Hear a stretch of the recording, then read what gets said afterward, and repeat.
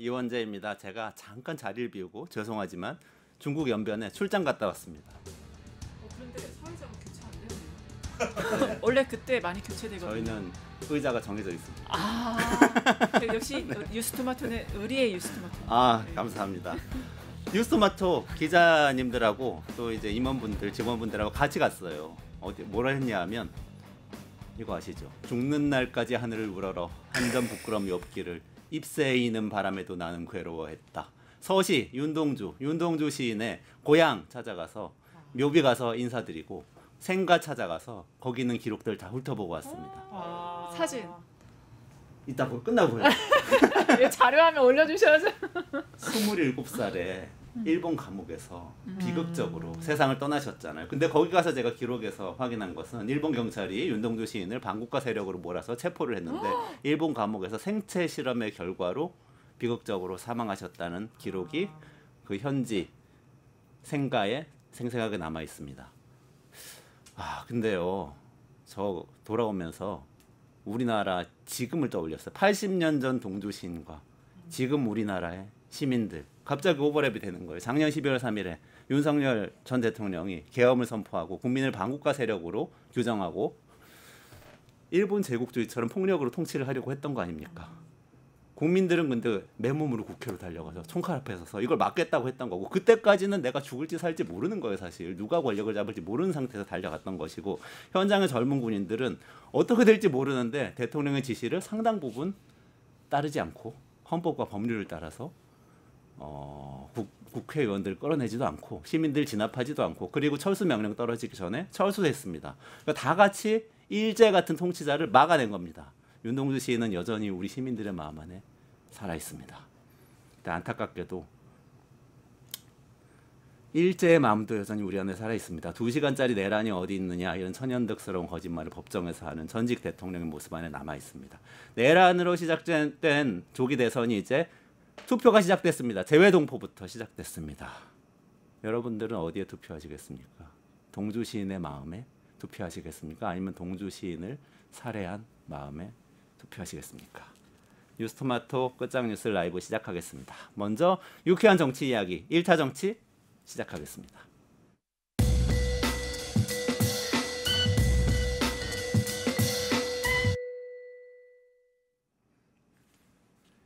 네, 오늘은 박영식 시사회 대표님 조금 이따 오실 거고요.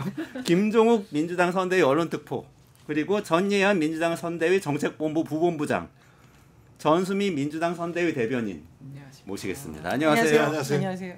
아니, 명함 다 바뀌셨어요 지금? 선대위만 다 모였네요. 예, 선거 체제니까요. 아, 그러면은 오늘은 어차피 뭐 이렇게 된 거 기왕지사 네. 선대위 회의라고 생각하시고 정책, 대변인, 언론 지금 다 모였잖아요. 주요 포스트 다 계시니까 저는 시민이라고 생각하시고 회의해 주세요. 그럼 제가 듣다가 궁금한 거 여쭤보겠습니다. 네, 알겠습니다. 그 윤동주 마음에 투표를 하시고 보니까 시민의 마음만은 아니신 것 같은데 약간 이쪽으로도 오신 게 아닌가 느낌에. 아, 동주시의 마음. 아, 그렇죠. 시민의 마음이. 저 일제의 마음으로 갈 수는 없으니까. 일제의 마음 빼고 나머지는 다 시민의 마음입니다. 그렇겠죠. 그런데 그 시민의 마음을 정말 열불터지게 하는 일이 오늘 또 있었습니다. 윤석열 전 대통령이 영화 보러 가셨는데 뭐 영화 보러 간 거 뭐 이렇게 우리가 보도하고 그래야 되냐 이런 생각도 들지만, 이 영화가 무슨 영화냐? 부정선거 신의 작품인가? 서울 동대문 메가박스에서 관람을 했다고 합니다. 그리고 부정선거를 주장했던 전직 강사, 학원 강사 전한길 씨하고 같이 동행을 해서 유쾌하게 웃으면서 영화를 관람하는 사진까지, 영상까지 지금 카메라에 잡혔습니다. 영상 먼저 보시겠습니다.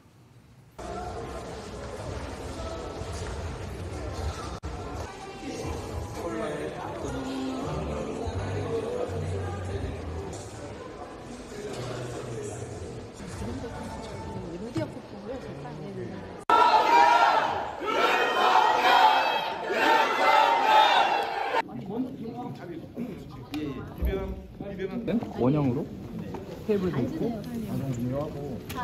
기자님 치우세요. 어디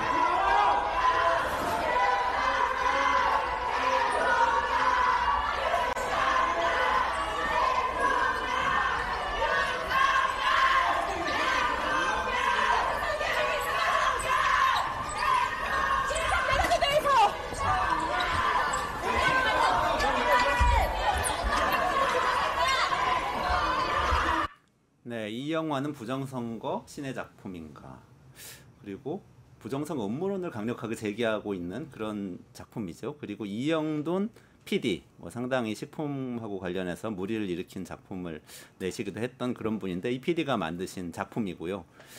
오늘 이렇게 그 영화를 관람하고 윤 전 대통령은 짤막하게 그냥 영화를 보러 왔고 좋았다 이렇게만 이야기하고 떠났다고 되어 있습니다. 세 분은 어떻게 보셨습니까? 일단은 1호 당원의 저주를 지금 국민의힘이 느끼고 있을 겁니다. 제명 안 하고 그냥 탈당하게 제발 굽신굽신하는 모습 때문에 결국은 이런 모습을 보이게 된 건데, 국민들이 정말 화가 나는 겁니다. 왜 우리가 내란 수계가 계산책하고 보리밥 맛집 찾아다니고 영화를 저렇게 뻔뻔스럽게 보는 걸 봐야 됩니까? 두 축에 친 책임이 있다. 한 축은 국민의힘이고요. 또 한 축은 우리가 짚어볼 법원입니다.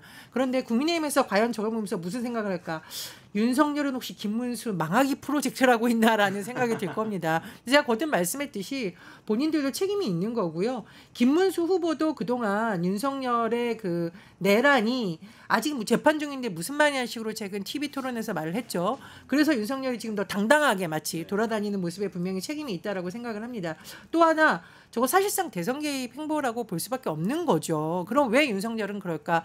본인이 계엄을 한 이유, 그리고 군을 선관위에 투입한 이유가 부정선거 때문이라고 주장을 해왔으니까 본인이 합리화하기 위한 수단, 그렇게 저렇게 대중들에게 자기의 모습을 드러내므로써 여전히 정치력을 과시하고 있는 것이라고 봅니다. 어쨌든 지금 대선국면에서 봤을 때 국민들로서도 참 눈살 찌푸리는 행보인 거고, 김문수 후보 쪽으로서 당황스러운 건데, 어쨌든 이것은 1호 당원 윤석열 씨에 대해서 그동안 애매모호한 입장을 냈던 국민의힘의 책임이 매우 크다, 이런 생각이 드네요.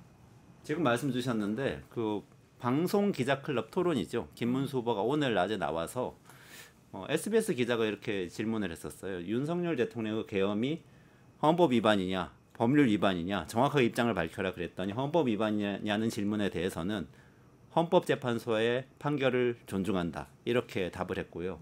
법률 위반이냐에 대해서는 법원이 판결을 하면 존중하겠다 이렇게, 내란이라고 인정하지 않고 이렇게 얘기를 했고, 그 다음에 부정선거론에 대해서 질문을 그 다음에 하니까, 그거는 국민들이 많은 의혹을 제기하고 있기 때문에 선관위가 끝까지 잘 해명해야 된다 이렇게 얘기를 했습니다. 네, 그러니까 결국에 이쯤 되면 저는 윤석열 대통령이 정말 국민의힘 모 의원 말에 의하면 이재명 그 후보의 명예선대위원장 아니냐. 그래서 그 모 의원님이 이렇게 말씀하시더라고요. 제안을 하시더라고요. 뭐라고 제안하냐면, 아니 이러면 민주당에서 지금 허은하 의원이나 김상호 의원들 뒤에 빅텐트 가는데 이왕이면 윤석열 대통령까지 빅텐트로 좀 가는 건 어떠냐. 이런 말씀까지 하실 정도로 국민의힘으로서 굉장히 좌절스럽다는 거죠. 아니 지금 타이밍이 참 절묘합니다. 첫 번째, 한동훈 지금 후보가 다시 공개적으로 뛰어들자마자 이 윤석열이 뛰어들었어요.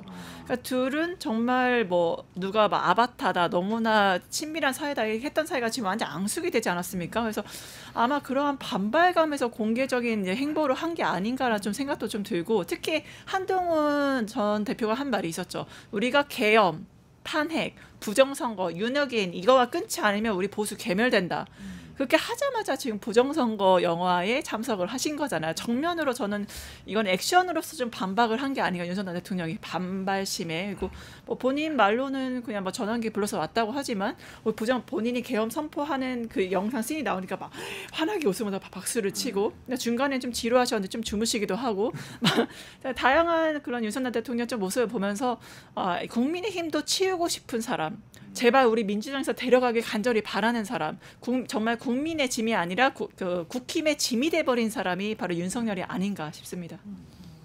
구구 유튜브 부정선거를 너무 많이 보더니 옛날부터 본인이 생각하는 게 부정선거가 있다고 얘기를 하는데 부정선거 문제와 관련해서는 우리 헌법 전문의 사이구 정신을 이어가야 된다는 얘기가 있습니다.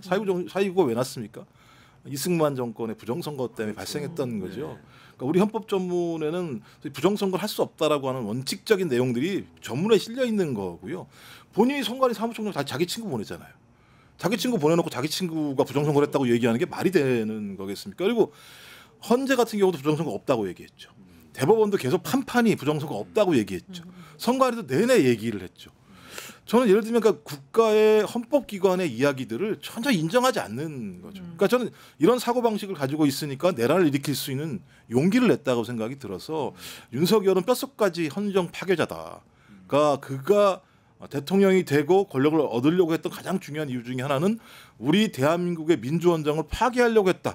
그리고 지금 모든 행보는 헌정 파괴 행위를 하고 있는 것이다라는 생각이 들어서 말씀하신 것처럼 그 효과가 소위 저자는 안 된다라고 하는 국민적인 공감대를 만들어 준다라고 하는 선거에 좋은 어떤 영향이 있을지 모르겠습니다만 궁극적으로 저런 자들을 응징하지 않으면 우리 헌정 체제, 우리 헌법 체제는 계속적으로 예를 들면 흔들릴 수밖에 없구나 생각이 들어서 저 사실에 대해서 저희가 절대 잊지 않고 어떤 형태든지 끝까지 대법원의 판결뿐만 아니라 사회 구조적으로 저런 사람들이 자리에 붙일 수 없도록 발본색원을 하는 것만이 우리 헌정을 지키는 길이라고 하는 걸 자기 스스로가 저 행보를 통해서 확인해 주는 것 같아요. 제가 한마디만 붙이고 싶은데 사실 정광훈 목사를 우리가 비판하는 것은 그 사람이 보수라서가 아니라 극우이기 때문이거든요.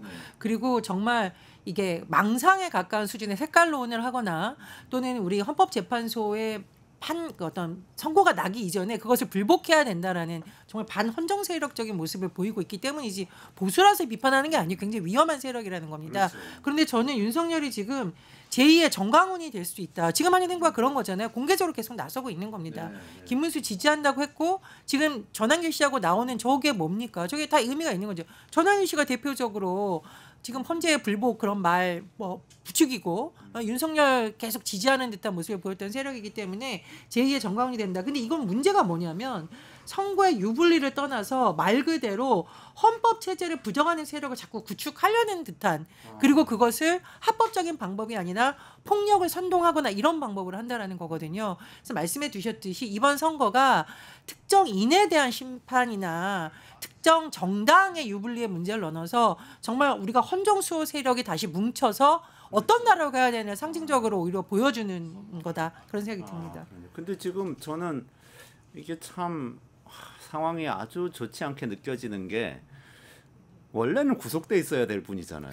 근데 약간은 진짜 이해할 수 없는 이유로 구속 취소가 되더니 검찰에서 이게 상고도 안 하고 그러면서 그냥 저렇게 돌아다니면서 정치 활동을 하시는 거잖아요. 오죽하면 구속 취소에 대해서요. 친한계 김근식 그 지역위원장이 뭐라고 말했냐면 제발 윤석열 구속 좀 시켜달라고.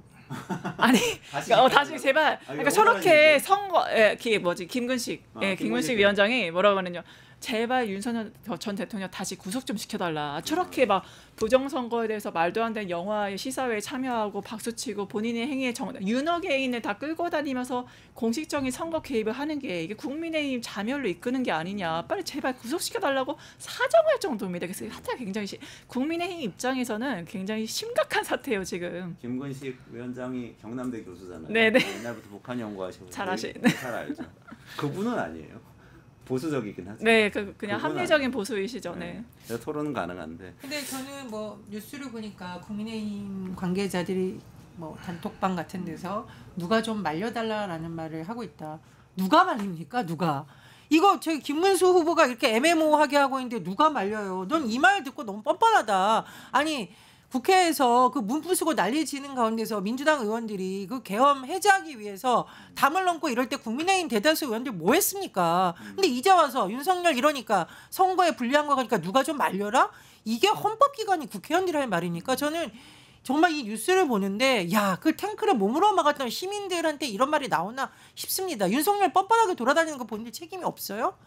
구치소 찾아가서 아련하고 떡국을 먹는 애 마치 독대를 하는 애 현직 대통령이처럼 떠받든 사람들이 누구예요? 본인들부터 정계 은퇴하고 나서 이런 얘기 하라나. 정말 저는 그 영화를 그 영화 관람 소식도 화가 났지만 그 영화 관람 이후에 국민의힘 의원들이 했다는 말 들으니까 정말 못지않게 뻔뻔하다. 부끄러운 줄 알아라. 이런 생각이 절로 들었고요. 또 하나 지기현 판사님 이 상황에 책임이 본인이 없으십니까? 이게 정말 민주당이 본인을 압박하는 거라고 말씀하실 수 있겠어요? 윤석열이 당당하게 거리로 나오는 모습 누가 보겠습니까? 법원에서 말도 안 되는 이유를 들어서 구속 취소했을 때 국민들이 그걸 보고 어떻게 느꼈겠냐고요. 저는 국민의힘의 의원들은 자업자득이고 지기현 판사도 이 부분에 분명히 책임이 있다. 이 말씀 정말 꼭 드리고 싶습니다. 근데 뭐 일단 김문수 후보를 국민의힘이 대선 후보로 뽑은 거잖아요. 그럼 당연히 이런 일이 벌어질 거라고 상상을 했었어야죠. 왜냐하면 김문수 후보가 국민의힘 이전에 어느 당이 있었습니까? 자유통일당에서 정광훈이랑 같이 정당을 만든 눈물 돌렸어요. 사람이에요. 근데 정광훈이 뭐라 그랬습니까? 헌재 부셔버려라고 얘기했잖아요. 그죠? 그다음에 5.18 광주 인정하지 않습니다. 민주화운동으로. 그런 사람을 대선 후보로 뽑아놨는데 지금 와서 그 사람한테 다른 어떤 사고방식을 가지라고 얘기하는 건 말이 안 되는 상황. 전 그래서 구조적인 한계가 있다. 그러니까 윤석열이라고 하는 대통령을 외부에 있는 데리고 와서 어떻게든 대통령 권력을 얻어보려고 했던 국민의힘의 업보에다가 그 와중에 한덕수를 데려오다 실패했었습니다만 김문수를 뽑았다는 것 하나만으로 이미 극우적인 성향은 확인이 된 것이고 그 정당은 바뀔 수 없다라는 것 하나. 또 하나는 야 이제 사법부 큰 문제가 있다. 왜냐하면 보수 언론으로부터 판사들이 지금 화났다는 거잖아요. 민주당한테. 제가 놀랐어요. 민주당한테 화가 날 문제인가요? 이 문제가. 그러면서 매우 판사 집단들이 법관 전체 회의를 그걸 계기로 해서 상당히 반격을 할 거다 이런 얘기들이 나오는 상황이거든요. 지금 보시라고요. 저렇게 전직 대통령이 재판을 받고 있으면서 개 끌고 한강에 산책 가고 그다음에 술 먹고 그다음에 부정선거라고 얘기하는 거 강조하면서 영화 관람하고 거기 온 사람들이 뭐 대통령 윤석열 이렇게 예를 들면 소리를 내는 상황들이 이게 어느 나라가 이런 일이 벌어집니까? 내란 우두머리 혐의자가 재판을 받고 있는데 그 재판받는 와중에 술 먹고 강아지랑 산책하고 영화 보러 다니는 상황을 보면 다른 나라들이 저기 따라야? 라고 얘기하지 않을까요? 근데 그걸 내버려둔 판사들이 오히려 자기들의 권위를 조금 건든다고 이번에는 자기들이 민주당에 대해서 판사들의 존엄, 사법부의 예를 들면 뭐 독립성 저는 안 되겠다 진짜. 이제는 전 6월 3일 이후에는 소위 기득권과의 전면전을 벌이지 않는다면 우리 사회가 제대로 걸어가기 어려울 거라고 하는 사실들이 지금 도처에서 발견되는 것 같아요. 지금 상황을 보면. 그리고 지기현 판사가 본인이 법정에서 밝힌 내용을 보면 뭐 뒷조사 이런 말을 쓴 것 같아요. 판사 사찰 논란 일으킨 사람 바로 윤석열 검찰총장이었어요. 그때 법관들 어떻게 했습니까? 법관 대표자회의 열 것처럼 했다가 아마 제대로 안 열었을 거예요. 문제도 제대로 안 썼고. 오죽했으면 그때 법원 공무원 노조에서 들고 일어났다고요. 그래. 어떻게 이런 행위에서 제대로 문제를 안 짚고 가느냐라고.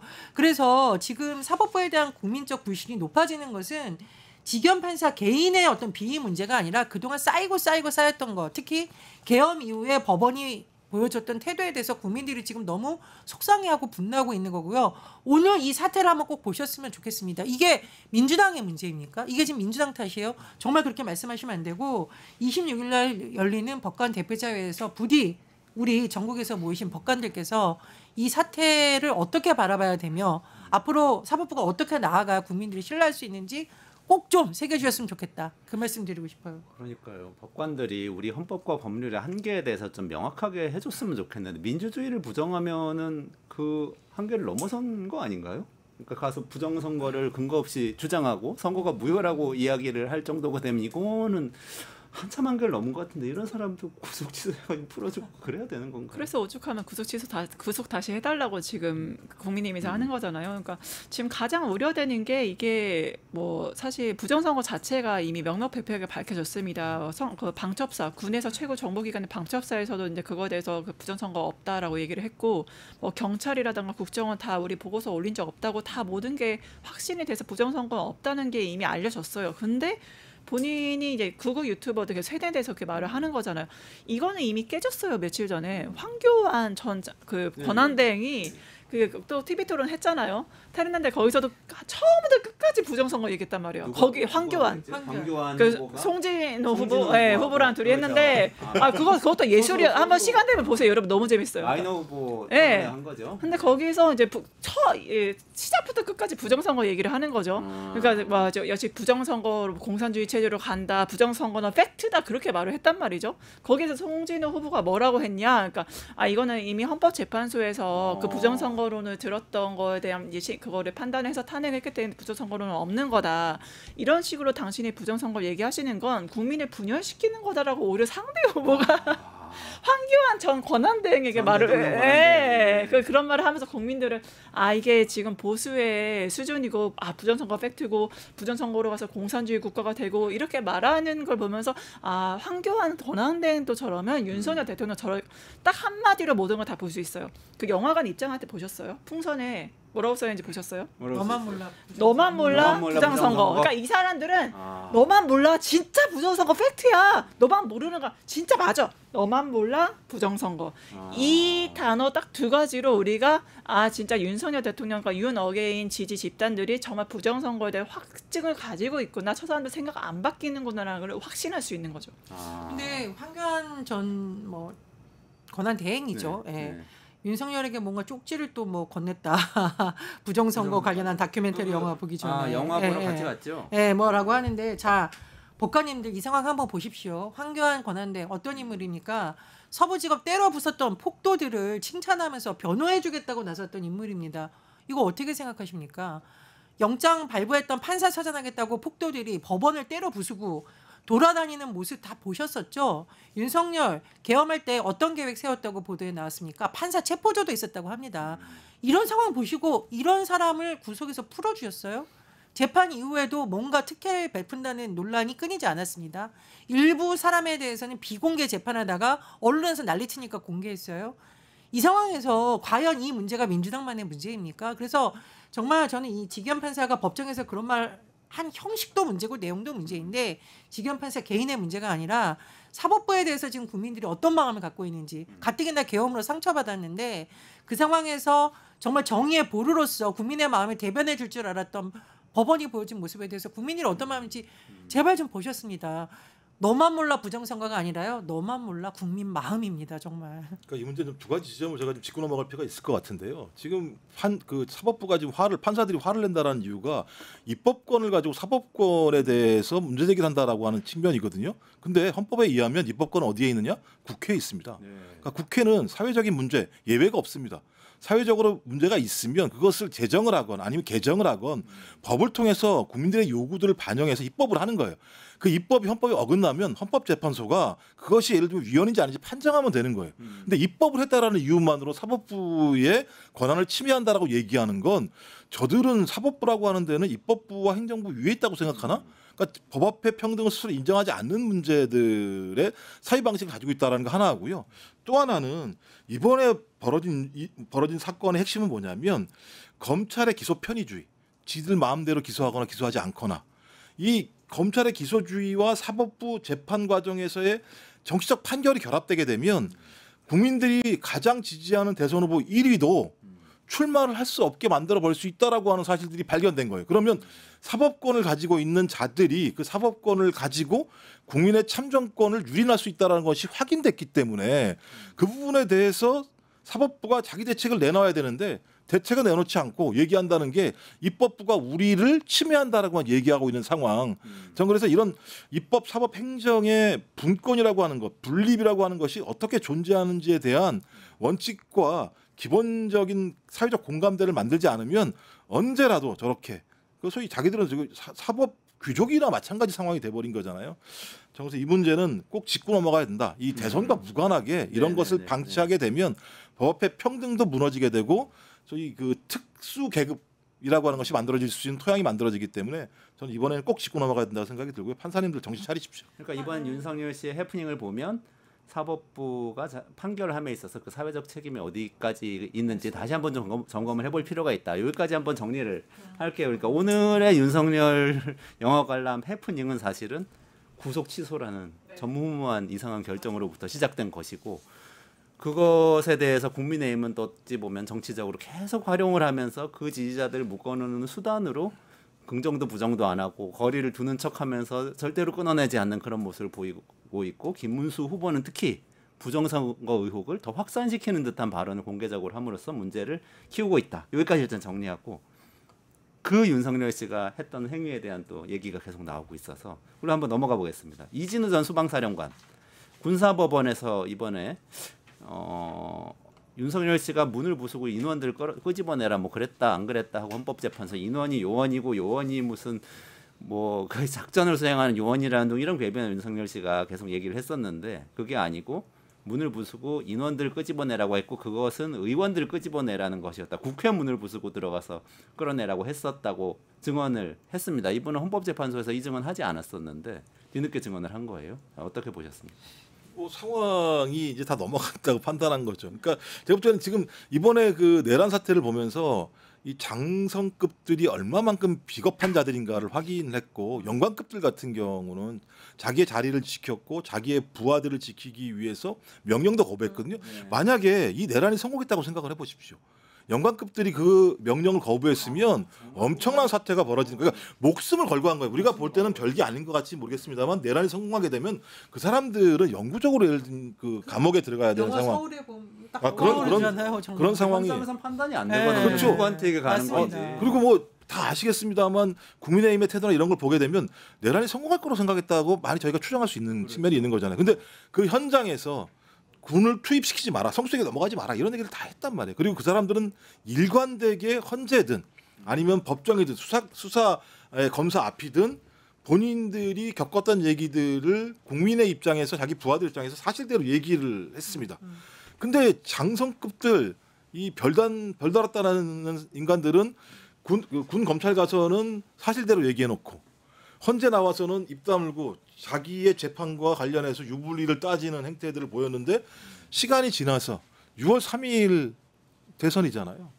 대선이 지나고 나게 되면 정권이 바뀔 거라고 생각을 했나? 이 사람들은 그러니까 이제 와서도 제가 볼 때는 이진우 전 수방사령관의 진심이라기보다는 상황 변화라고 볼 수밖에 없다라는 생각이 들어서 진짜 비겁한 자들이다. 사실 그 파면 되니까 그러는 거 아니에요? 탄핵이 기각될 그쵸, 수도 4월 있다는 가능성을 계속 생각하면서 그랬던 그 전에 그랬겠죠. 근데 4월 4일날 파면이 됐으니까 돌아올 수 없는 거잖아요. 네. 뭐 그래서 트럼프처럼 돌아올 수 있으면 모르겠습니다만 돌아올 수 없는 거니까 저는 그래서 또 다시 자기의 재판 과정의 이익과 불이익을 가지고 진술을 했다라고 볼 수밖에 없다라는 생각이 듭니다.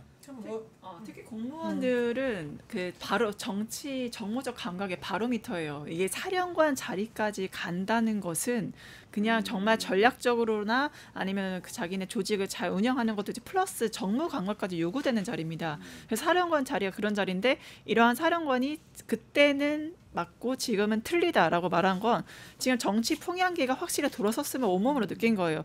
그래서 이제 경호 3부장, 경호처장이 있었을 때 그 경호 3부장이 맨 처음에 체포 영장 발부하고 거기에서 협조를 했다고 만약 그 면직을 받고 그랬잖아요. 그 징계위원회 넘어갔죠. 그때만 해도 경호처 내부에는 이게 어떻게 될지 몰라. 혹시 탄핵될 수도 있고 안 될 수도 있어. 그리고 정권이 보수 정권 될 수도 있어. 이러한 바로미터 하에서 가만히 있다가 탄핵이 인용되고 정권이 바뀔 것 같으니까 이제서야 내부 고발들이 나타나기 시작했거든요. 결국에는 누군가가 용기 있는 사람이 한 시점과 지금의 뭐 바로미터로서 모든 게 넘어간다. 이제 더 이상은 희망이 없다. 동아줄 따위는 없다. 이제라도 우리는 난파선에서 나와야 된다. 그러한 심정으로서 이러한 그 정치 풍향기의 바로미터로 움직이는 게 아닌가. 참 개인적으로는 많이 아쉽고 안타깝죠. 왜냐하면 사실 이런 양심 선언은 진작에 했어야 하는 거거든요. 부하 직원들이라 부하 군인들이라고 할 수 있는 조성현 전수방사 경비단장 그리고 오상배 대위 이런 분들은 이미 다 그 제대로 사실 그대로 진술을 했었죠. 근데 조금 더 큰 게 하나 나왔는데 어제 MBC 보도에서 나온 건데요. 국회에서 계엄 해제 의결을 막으려던 건 아니다라는 게 이제 계속된 윤석열 씨 측의 법정에서의 주장인데 합참 계엄 상황실에 같이 있던 합참 계엄 사령부에 같이 있던 합참 관계자가 검찰에서 이렇게 얘기를 했다는 거예요. 참고인 조사에서 얘기한 건데요. 그날 밤에 합참 계엄 상황실에서 박안수 당시 계엄 사령관한테 문건을 보여줬는데 거기에 국회의원 정족수라는 문구가 있었다. 그러니까 박안수 사령관이 그 처음에 국회 나와가지고 뭐 자기 아무도 몰랐다고 굉장히 어떻게 보면 순진한 얼굴로 얘기를 하셨던 그런 분인데 그날 그 국회의원 정족수라는 보고서가 있었다는 거잖아요. 그러면은 정족수 관련된 건 계엄해제 정족수고 그러면 인원이 몇 명 국회의원 몇 명 모여가지고 몇 명 끌어내야 되는지 그 얘기를 계엄군이 논의했다는 얘기 아닙니까? 그렇습니다. 근데 계엄군이 자체적으로 판단하지 않았을 테고 분명히 누군가 명령을 했을 거고요. 그것이 윤석열이라는 합리적인 의심, 사실 뭐 거의 사실에 가깝다고 봐야겠죠. 윤석열은 그동안 국회 계엄군을 투입한 것에 대해서 뭐라 그랬냐? 제가 봤더니 질서 유지 목적이다라는 식으로 주장을 했는데 지금 거듭 나오는 뭐 한겨레 보도도 그렇고 지금 이진우의 최근에 증언도 여러 가지를 다 해보면 정말 윤석열은 왕이었다. 거짓말 왕이었다. 그래서 법원에서 이런 부분을 더 이제 판단해 주시라고 생각을 하고요. 그동안 직권남용 혐의 관련해서 추가 기소 관련된 이런 것에 대해서도 변호인단이 막 반발하고 심지어 증언 나올 때마다 그걸 어떻게 다 기억할 수 있어요라는 식으로 증인들을 공격하거나 아니면 증언의 신빙성을 훼손되려고 했었는데 더 이상은 그러기 어려운 정황이나 증언이 계속 나오는 것으로 보입니다. 정말 엄벌에 쳐야 됩니다. 이게 한때 우리나라의 대통령이 이런 사람이었다는 것에 참 씁쓸합니다. 볼 때마다. 이 문제는요. 그러니까 의결 정족수라는 게 나왔다는 거 중요하죠. 근데 이건 왜 확인되냐면 말씀하셨던 것처럼 뭐 총을 쏴서라도 뭐 문을 부셔서라도 그렇죠. 네 명이서 하나씩 이건 그러니까 이걸 확인해 주는 게 의결 정족수인데 그 문서가 군 문서가 아니라는 거잖아요. 군대 문서가 아니라는 거잖아요. 그럼 제가 볼 때 그러면 윤석열이라는 사람이 문건을 만들었겠습니까? 용산이 만들었을 거 아니에요. 그러니까 지금 밝혀지지 않는 게 어디냐?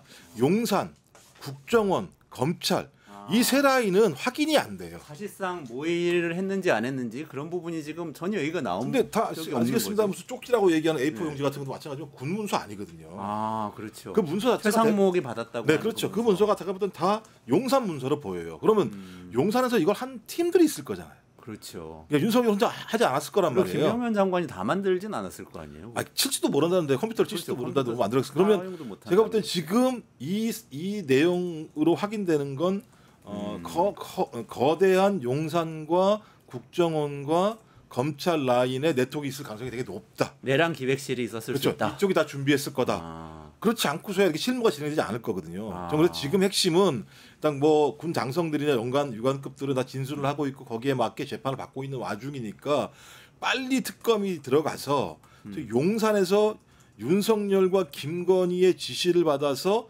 누가 이 행위들을 기획하고 네트워크하고 연결하고 그다음에 그 실행했는지 이걸 알아내는 작업 자체가 총괄적인 내란 네트워크를 확인할 수 있는 아주 중요한 내용들입니다. 근데 저는 그래서 이게 하나의 또 중요한 증거 중에 하나로 군문건이 아니라고 하니까 저는 그 부분을 가지고 좀 이 내용을 가지고 말씀하신 아까 나온 이런 증언들을 가지고 특검이 검찰 이런 데 못할 것 같아요. 아니 근데 그 말씀하시니까 퍼즐이 맞춰지는 것 같은데 한겨레에서 또 이런 기사를 썼어요. 일면 토부로 나왔던데 노상원 전 정보사령관 수첩.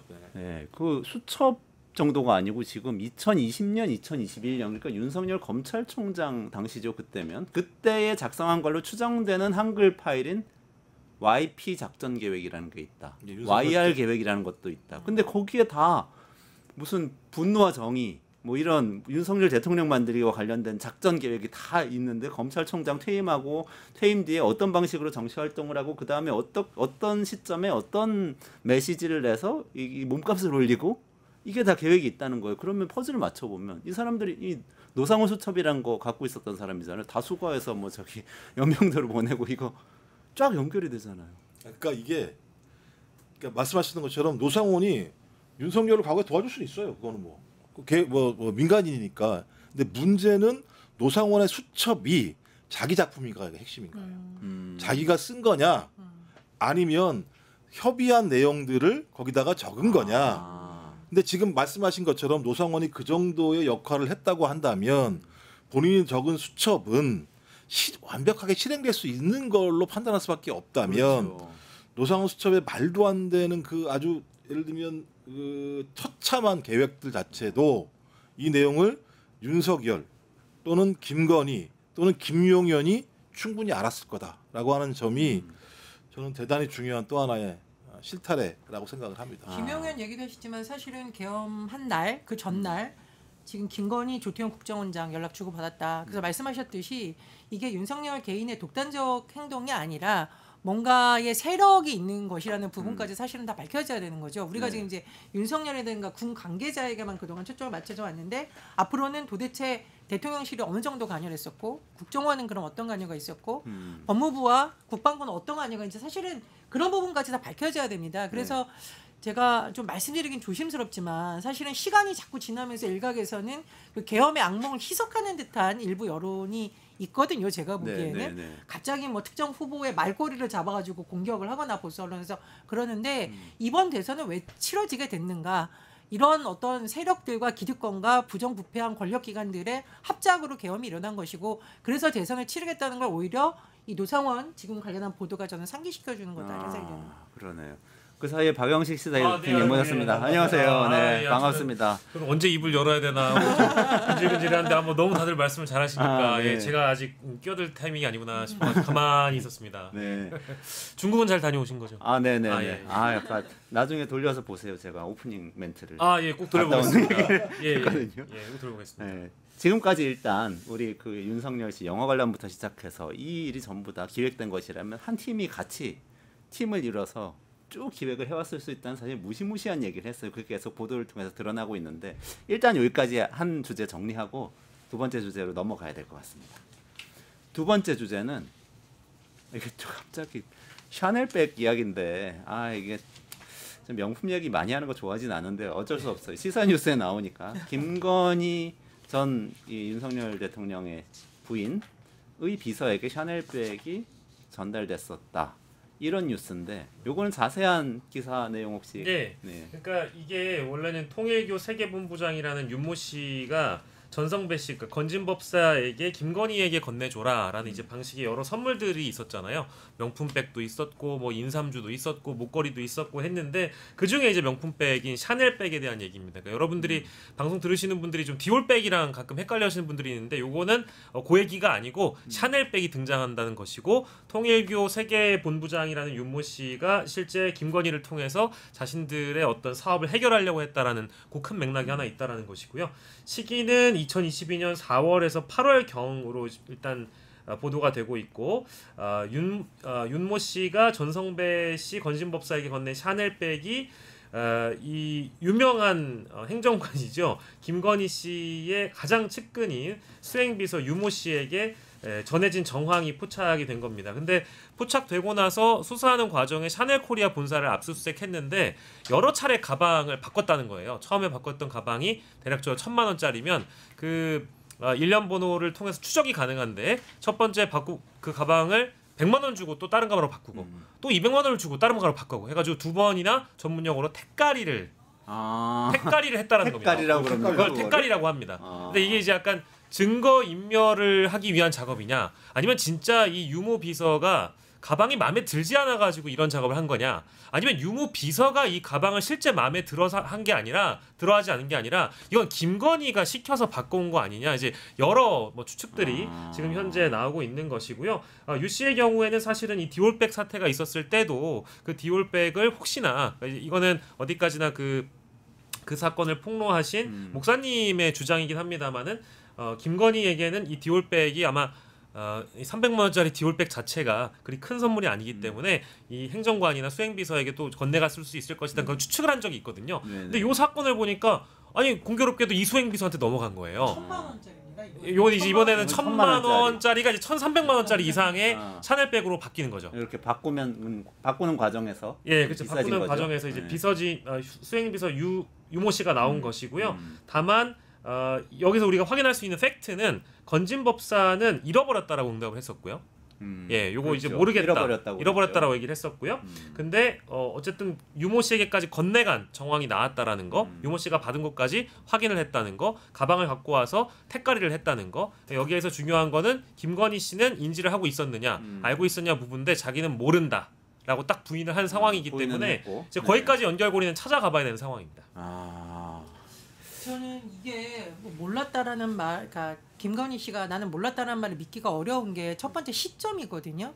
2022년 4월에서 8월경 이 샤넬백이 이제 전달된 것으로 하는데 이게 대통령 취임식 고 전후 대통령 힘이 가장 막강할 때입니다. 그런데 행정관이 영부인에게 전달하라는 가방을 자기 마음대로 막 택가리를 해요. 이건 말도 안 되지 않습니까?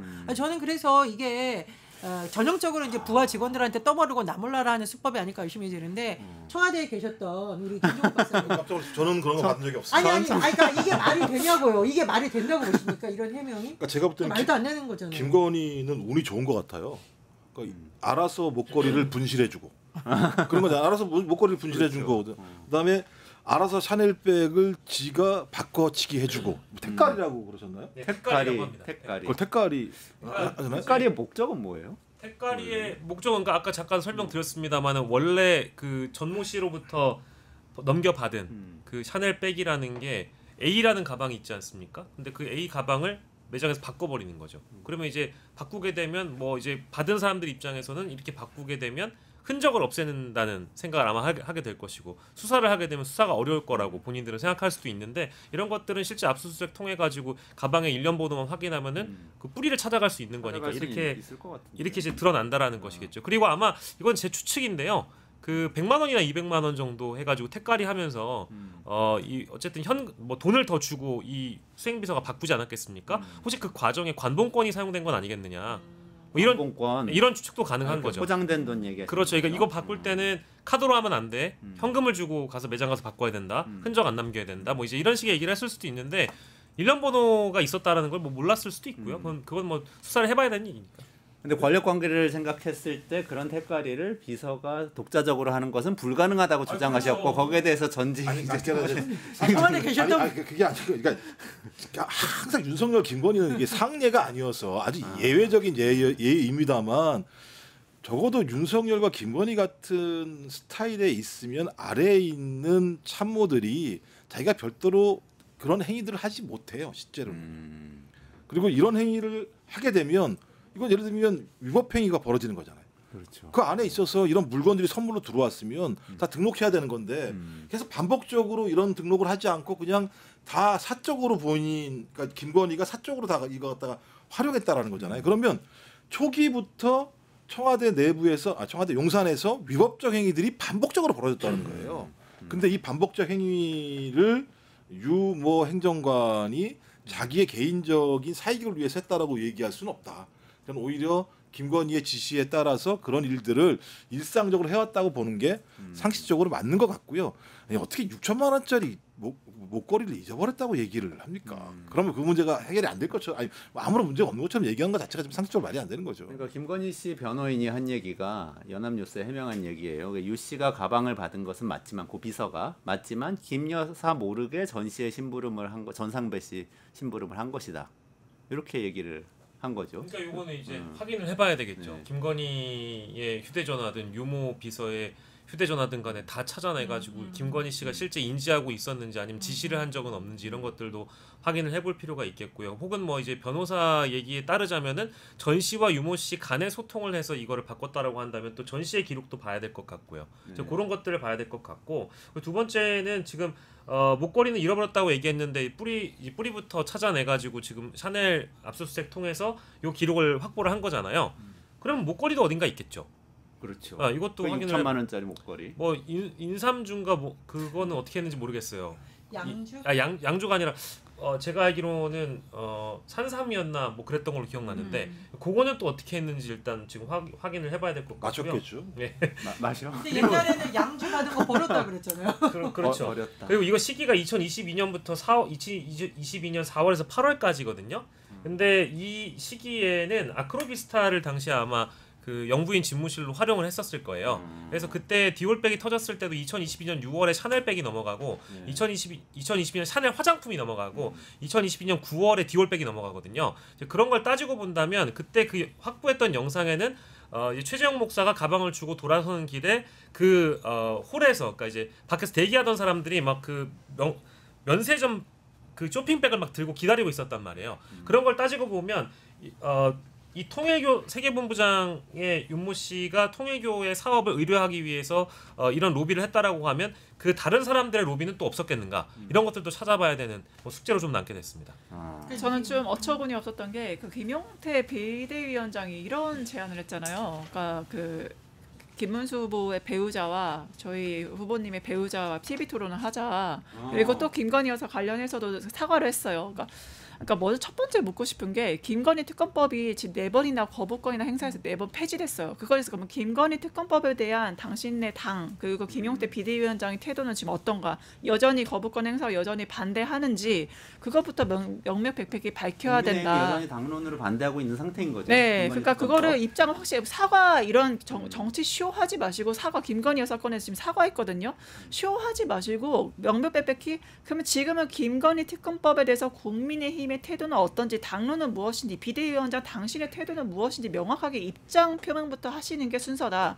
그 두 번째는 TV 토론에서 이 두 후보 한다. 그럼 나머지 저기 이준석 후보 결혼 안 한 게 죄인가요? 그 뭐 배우자 토론을 이렇게 그러니까 이렇게 정말 비상식적으로 이런 제안하는 것 자체도 말이 안 되고 무엇보다 대통령 후보 TV 토론의 자리는 그 역량 있는 후보인지 그거를 검증하는 자리예요. 그러니까 배우자에 대해서 한다는 그 생각 자체를 도대체 어떤 아이디어에서 하셨는지도 도대체 상식적으로 도대체 이해를 할 수 없는 거고 무엇보다 스스로 공인을 하셨어요. 뭐라고 했냐? 배우자 TV 토론회를 제안한다. 첫 번째 바로 배우자라는 위치는 사회적 약자와 그 국민 공감대를 형성하는 그런 위치에도 있고 무엇보다 국가 정책에 영향을 미칠 수 있는 자리다.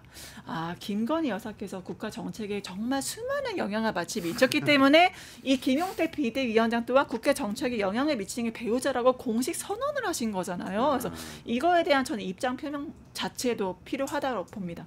저는 이제 우리가 그 다이아몬드 목걸이와 샤넬백에 왜 분노하는가 잠깐 짚고 넘어가야 될 것 같은데 이게 소위 말하는 게이트잖아요. 그냥 치단 사이 사실 솔직히 여쭤볼 거예요. 백은신 앵커님 1,000만 원짜리 백 막 사주고 막 6천만 원짜리 다이아몬드 목걸이 부인한테 사주실 수 있나요?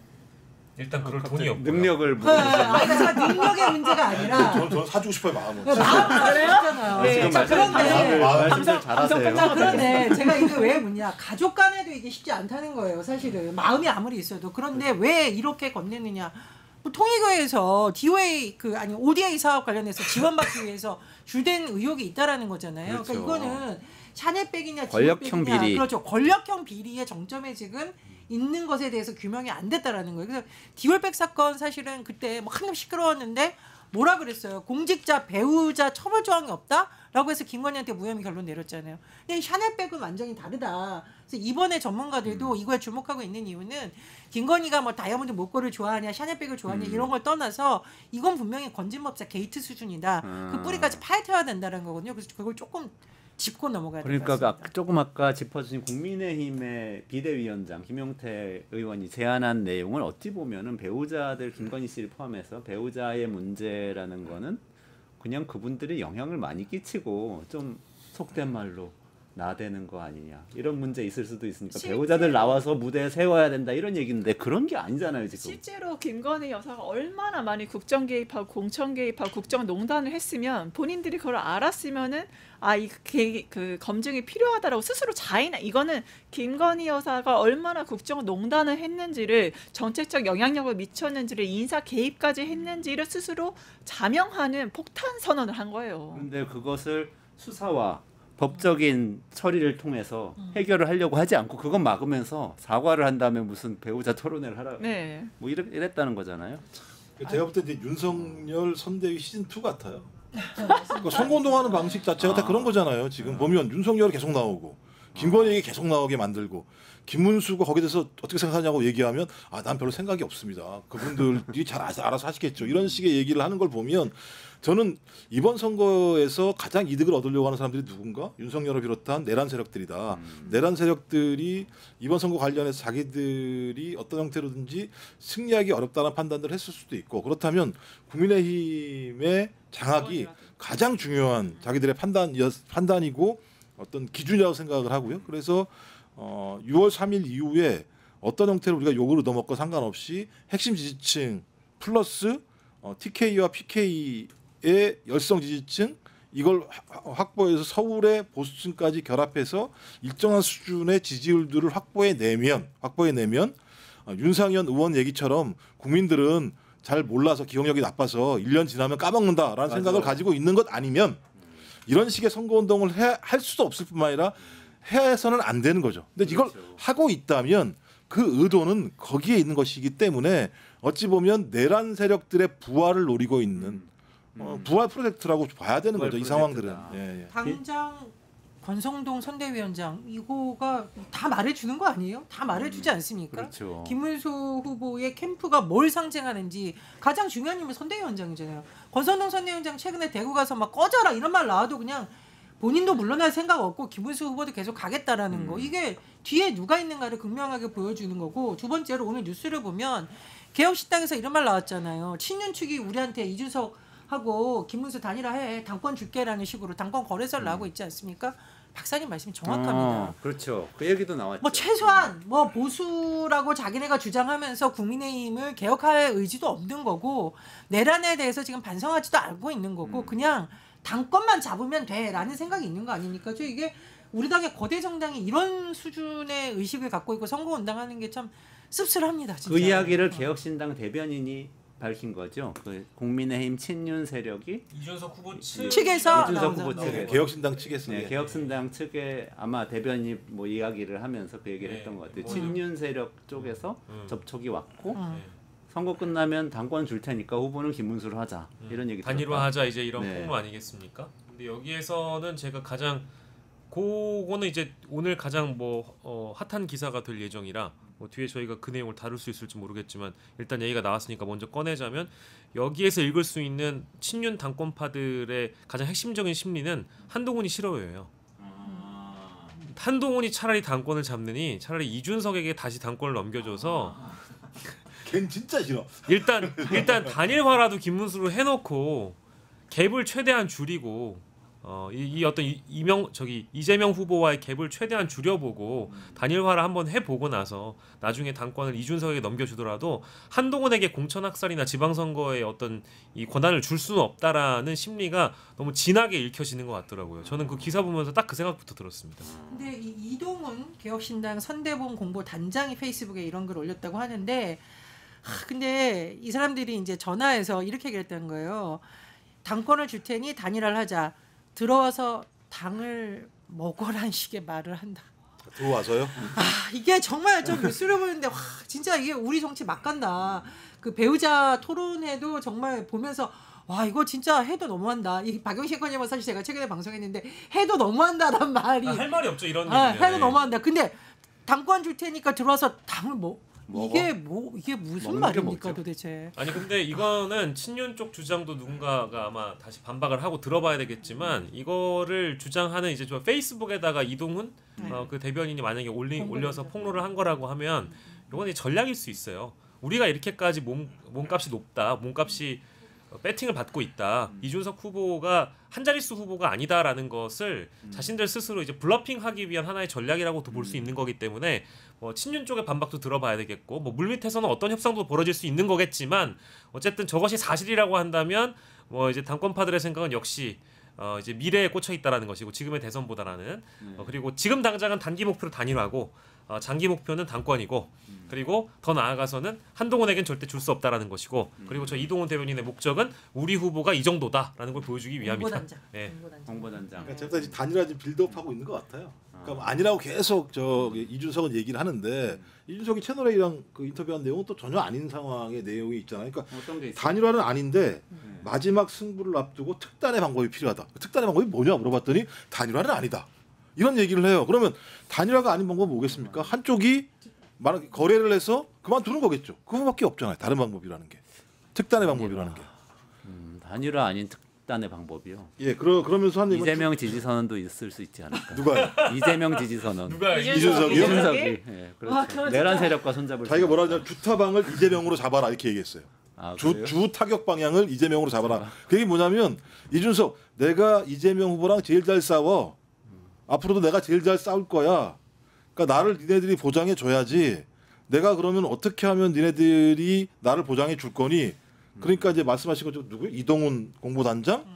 자, 우리 이 정도 상황이야. 니네들이 이제 갖고 와봐 가격표를. 가격표를 봐야 될 거 아니야. 단일화를 하려고 하면. 전 그래서 제가 볼 때는 여전히 김문수, 이준석은 단일화를 하기 위한 서로 간의 거래와 거간이 벌어지고 있다라고 저는 생각해요. 지금 뭐 정치 얘기를 좀 넘어가서 계속 이야기해 보시죠. 단일화 할 것 같으세요? 지금 할 것 같다고 말씀하시는 건데. 저는 그렇다 네, 말씀드리는 거고요. 김특보님. 내부 최근까지 들었던 거는 이제 이준석 후보가 자기의 그건 팩트로 들었습니다.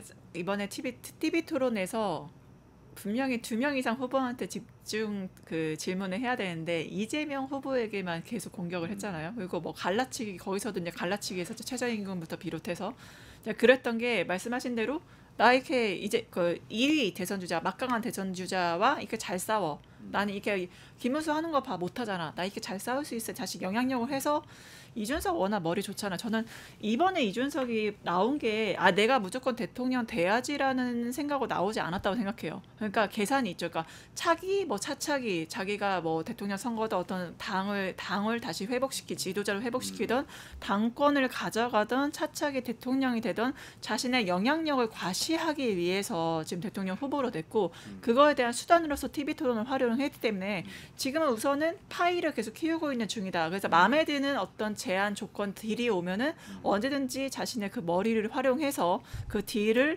이제 성사시킬 의향이 있다고 조금씩 그 희망 노선을 보여주는 게 아닌가 생각됩니다. 근데 저는 좀 씁쓸한 게요.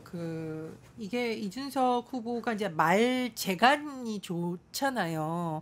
근데 사실 우리가 대선이 보름도 안 남았는데 도대체 이재명 후보를 제외한 다른 후보들 이제 권영국 후보 정도만 이제 명확하게 민주노동당에 가고자 하는 길을 밝힌 거고 나머지 김문수, 이준석 후보는 도대체 어떤 나라를 만들겠다는 건지 저는 토론 처음부터 끝까지 봤는데 모르겠어요. 그냥 상대 물어뜯는 걸로 언론 플레이 한다라는 게 굉장히 아쉽고 또 언론이 그걸 많이 써줘요. 맞아요. 사실 저는 이 시간에도 이 사람 이름을 얘기해야 되나 좀 고민이 됐었습니다. 그게 쉬운 정치거든요. 그러니까 하수 하급 정치인들은 비난만 해요. 그게 이슈화도 되고 자기 이름 쓰여지거든요.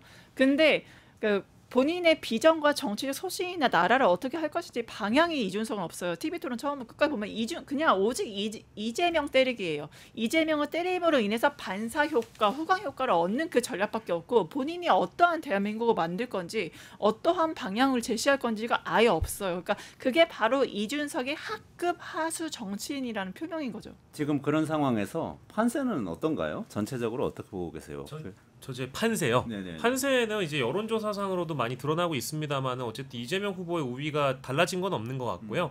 다만 이제 움직임이 좀 들썩이고 있는 것은 TK나 PK 쪽의 상황이 민주당에서는 유례 없이 한 번도 보지 못했던 그런 수치들이 나오고 있다라는 것이죠. 뭐 저희가 수치를 얘기하면 다 또 다른 여론조사까지 다 수치를 개요를 설명을 해야 되니까 말씀을 드릴 수 없지만 TK하고 PK 쪽이 움직이는 게 심상치가 일단 않아요. 저도 이런 수치는 처음 보는데 제일 낮은 게 현재까지도 뭐 20대 후반인 것 같고요. 네. 그리고 요즘에는 30대를 넘어가는 것, 혹은 리얼미터가 이번 주 월요일 같은 경우에는 40%대 넘는 결과도 나왔던 걸로 제 기억을 합니다. 그거는 중앙선거 여론조사 심의위원회를 꼭 찾아보셔야 되고요.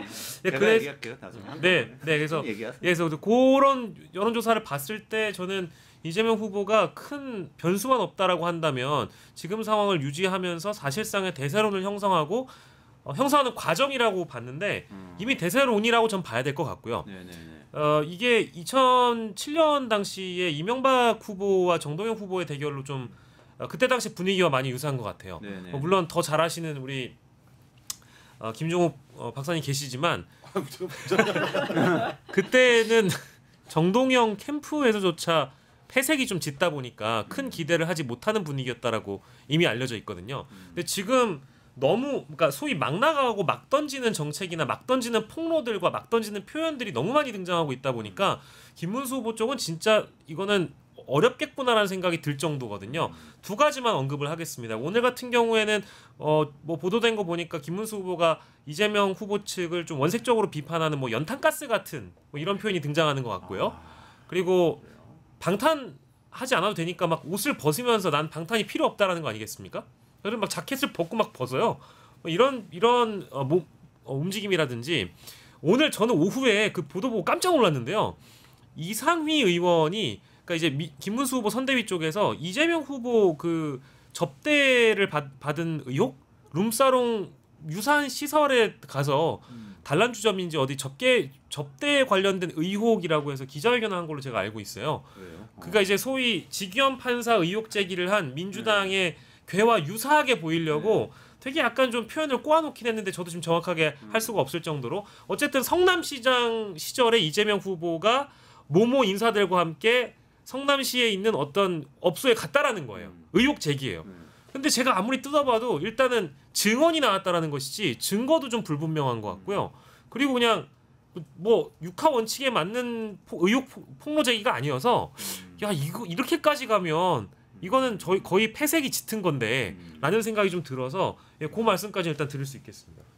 그리고 마지막으로 우리 시간이 많이 돼서 판세 관련해서 한 가지 이제 정당학회에서 조사한 게 있어. 요거 보시면서 이야기 전반적으로 해주시면서 마무리를 해야 될 것 같습니다. 이게 그 한국 정당학 한겨레에서 보도한 건데 한국 정당학회하고 공동으로 정당 지지도를 쭉 패널 조사를 했어요. 근데 어떤 이거 한국일보에서 했던 거군요. 예, 정당 지지도 조사를 했는데 이렇게 이제 나왔고 숫자는 근데 요건 뭐 중앙 선거 여론조사 심의위원회 홈페이지 가시면 다 있는 건데 요거 중에서 더 세밀한 게 있어. 이게 뭐냐면은 패널 조사니까 이전 게 있잖아요. 이전에 윤석열 후보 지지했던 사람 중에서 계엄 이후에 그러니까 이전에 국민의힘 지지자 중에서 계엄 이후에 유동층으로 돌아섰다는 사람이 15%가 된다. 근데 아직도 어느 정당을 지지할지를 정하지 않은 사람들인 거예요. 이 사람들은.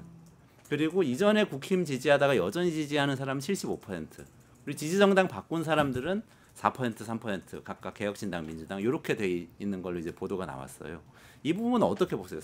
이 세 분 다 민주당 선대위시거든요, 박영식 에디터님. 그래서 저희 시민 1위로 이렇게 시민들이 자유롭게 질문하시면 선대위 전략회의 내용을 공개하시기로 했어요. 어떻게 보세요, 좀 선거 전략 차원에서? 네, 저는 막잔대 원내대표가 문자나 이런 걸 통해서 당원들에게 고지한 내용은 아마 보도가 많이 됐을 겁니다. 항상 발언도 조심하고 낙관하지 말고 치열하게 겸손하게 가자라는 말이 정말 맞다고 생각하는데 왜냐하면 계엄을 막아낸 거는 민주당만이 아니라 전 국민이 막아낸 거고 길거리에서 찬 눈바람을 맞으면서 밤을 새가면서 했던 키세스 분단과 또 청년들과 심지어 제가 그 집회에 나가보면 장사하다가 앞치맛바람으로 뛰어나오셨던 많은 시민들이 민주주의 지켜주신 거거든요. 그래서 저는 사실 여론조사를 솔직히 말하면 보는데 늘 하는 생각이 우리가 지난 대선에서 얼마나 형편없는 사람에게 패배하는 바람에 정말 당신 당원이 아니었습니다만은 윤석열 정권의 탄생을 시켜서 이 민생이 어려워지고 이런 사태를 맞게 된 것에 대해서 너무 미안하다는 말을 이재명 후보가 사실 굉장히 많이 하거든요.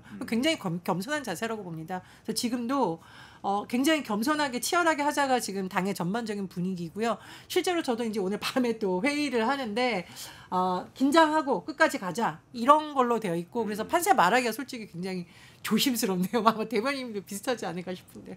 네, 박찬대 위원장께서 이제 공보국에도 그런 게 내려왔는데 말씀하신 대로 뭐 선거에 대해서 어떠한 확정적인 말을 하는 것 자체가 아시지만 대한민국의 별명이 하나 있잖아요. 다이나믹 코리아. 네. 그러니까 그 지난 20대 대선을 다들 기억하실 텐데 그때 우리가 깜깜이 기간에도 계속 모르고 있었다고 하지만 그때 국민의힘에서 제가 좀 충격적이었던 건 저희가 그 선거 발표할 때 그 민주당 같은 경우는 국회의원 회관, 국민의힘은 바로 이제 국회 도서관에서 다 대기를 하고 계세요. 첫 번째 개표 방송 보려고. 근데 기자들이 저한테 그때 제보를 했었거든요. 뭐였냐면 국민의힘에서 전단지를 나눠줬대요. 그러니까 보니까 그 잔치국수 먹으러 오라고. 우리가 잔치국수를 언제 먹는 20대 대선 때 발표 전에 개표 방송 전에 이 잔치국수 뭔가 이미 그러니까 우리는 8% 10% 이상 차이로 압도적으로 이길 거니까 기자님들 잔치국수 먹으러 오시라고 이제 국민의힘에서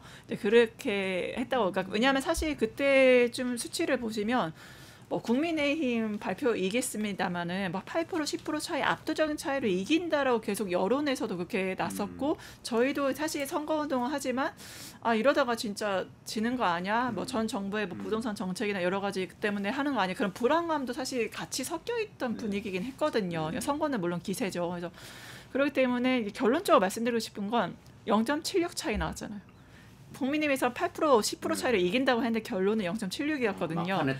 그러니까 정말 하루 전날까지 모른다. 그래서 감히 그걸 결과에 대해서 지금은 절대 속단할 수도 없고 말할 수 없다. 그래서 정말 최선을 다해야 되고 선대위 모든 사람들은 자신을 갈아 넣어야 된다. 저는 생각합니다.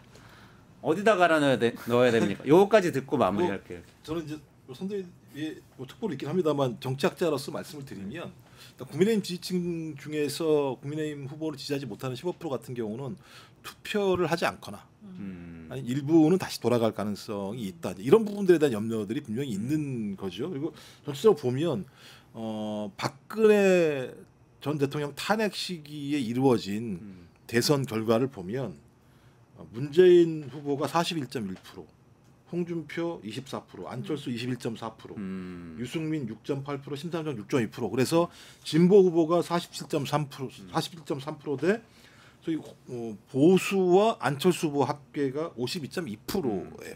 탄핵임에도 불구하고. 그다음에 지난 총선에서 부산 지역에서 민주당이 상당히 상황이 좋을 거라고 판단했었습니다만 막판에 그 전재수 의원 한 명 빼고는 다 안 된 상황들이 분명히 있습니다. 그러니까 고개를 든다 안 든다의 문제가 아니라 말씀하셨던 것처럼 우리 이번 선거는 어느 정당이 이기는 문제가 아니라 민주헌정을 수호하려고 하는 세력들이 훨씬 더 큰 연대를 통해서 그런 압도적 힘을 만들어내는 것이 중요하고 그런 힘들을 모아내는 과정에서 민주당은 고개를 숙여야 된다. 왜냐하면 이번 내란 같은 경우도 실제적으로는 맨몸으로 시민들이 막아냈었고 그럼요. 그다음에 그 엄청난 인파가 국회 앞에 몰려와서 국민의 힘을 국민의힘 이게 정당 이름이 안 좋아가지고 국민의 진짜 힘을 보여준 것 때문에 가능했다라고 하는 판단들 때문에 끝까지 그런 자세로 가야 된다라고 하는 일관된 입장을 얘기한 것 같고요. 저는 뭐 그것이 타당한 입장이고 우리 지형이 내란이 아니었다면 아마 진보와 보수가 아주 팽팽한 유권자 구도를 가지고 있었다는 생각이 들기 때문에 마지막까지 끊임없이 고개 들지 않고 겸손하게 경청하고 그렇게 가는 것이 저는 맞는 방법이라고 생각합니다. 알겠습니다. 네. 한마디만 하셔야 돼요. 특정인을 언급해도 됩니까? 네네. 우리 경남 밀양의 우서영 위원장이라고 있어요. 제가 굉장히 좋아하고 존경하는 분인데 여전히 여론조사 수치가 어떻게 나오든 상관 안 하고 꼭두 새벽부터 밤까지 이 피켓을 들고 투표 동료는 제가 가끔 눈물이 납니다. 그래서 이런 분들을 좀 청년들이 봐줬으면 좋겠다. 이준석 같은 사람만 청년이 아니다. 이런 청년도 있다는 말 꼭 하고 싶습니다. 이거는 토마토를 위해서 진짜 해야 되는데. 예. 이렇게 기자회견을 한 겁니다. 이재명 후보와 관련된 불법 유흥 주점과 관련된 의혹인데 불법 유흥 주점의 형태로 운영되는 술집에 성남시장 시절 이재명 후보가 출입했다는 증언이 나왔다고 국민의힘이 의혹을 제기한 것이고 이곳은 접대 형식의 불법 유흥 주점 형태로 운영되는 곳이라고 얘기를 했습니다. 그래서 이제 이재명 후보 측에서 라이브 클럽이고 이곳을 직접 가서 확인을 해봐라. 여기선 생음악이 나오는 가족 모임에도 어울리는 장소다. 일축했다가 이제 이쪽의 반응입니다. 알겠습니다. 못 끝내겠다. 30초. 네.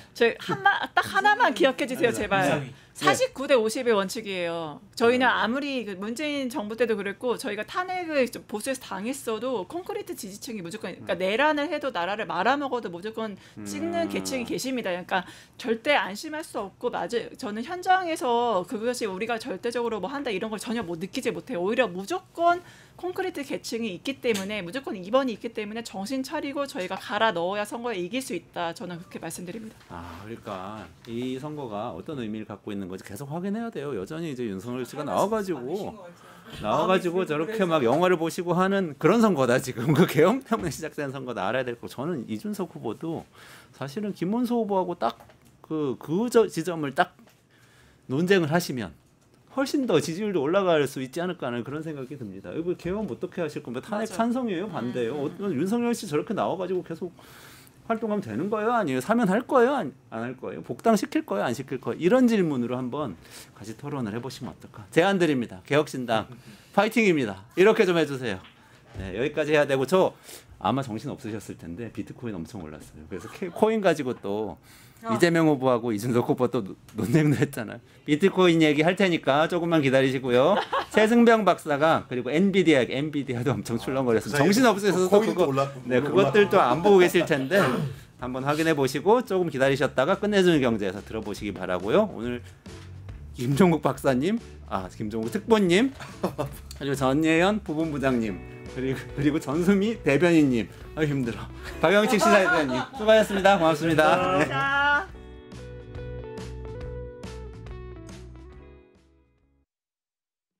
뉴스토마토 대선 특집 내란 끝장 쇼. 뉴스토마토에서 6.3 대통령 선거의 개표 공개 방송에 구독자 여러분을 초대합니다. 내란숙의 윤석열의 파면으로 헌정 사상 최초의 6월 장미 대선이 펼쳐지는 가운데 과연 21대 대통령은 누가 될 것인가? 역사적인 순간에 뉴스토마토의 알찬 뉴스 콘텐츠와 풍성한 즐길거리를 모두 모아 준비했습니다. 6월 3일 오후 6시 이 토마토 빌딩 지하 1층 토마토홀에서 펼쳐지는 역사적인 순간. 뉴스토마토 대선 특집 내란 끝장쇼.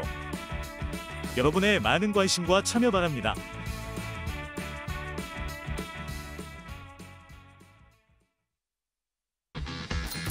돈버는 TV쇼 증권 통판. 너도 받고 나도 받는 친구 초대 무제한 적립 이벤트. 초대 횟수 무제한, 보상도 무제한. 한 문제만 풀면 친구도 코인, 나도 코인. 우승 상금에 친구 초대 보상까지. 매일 낮 12시 증권 통팟에서 만나요.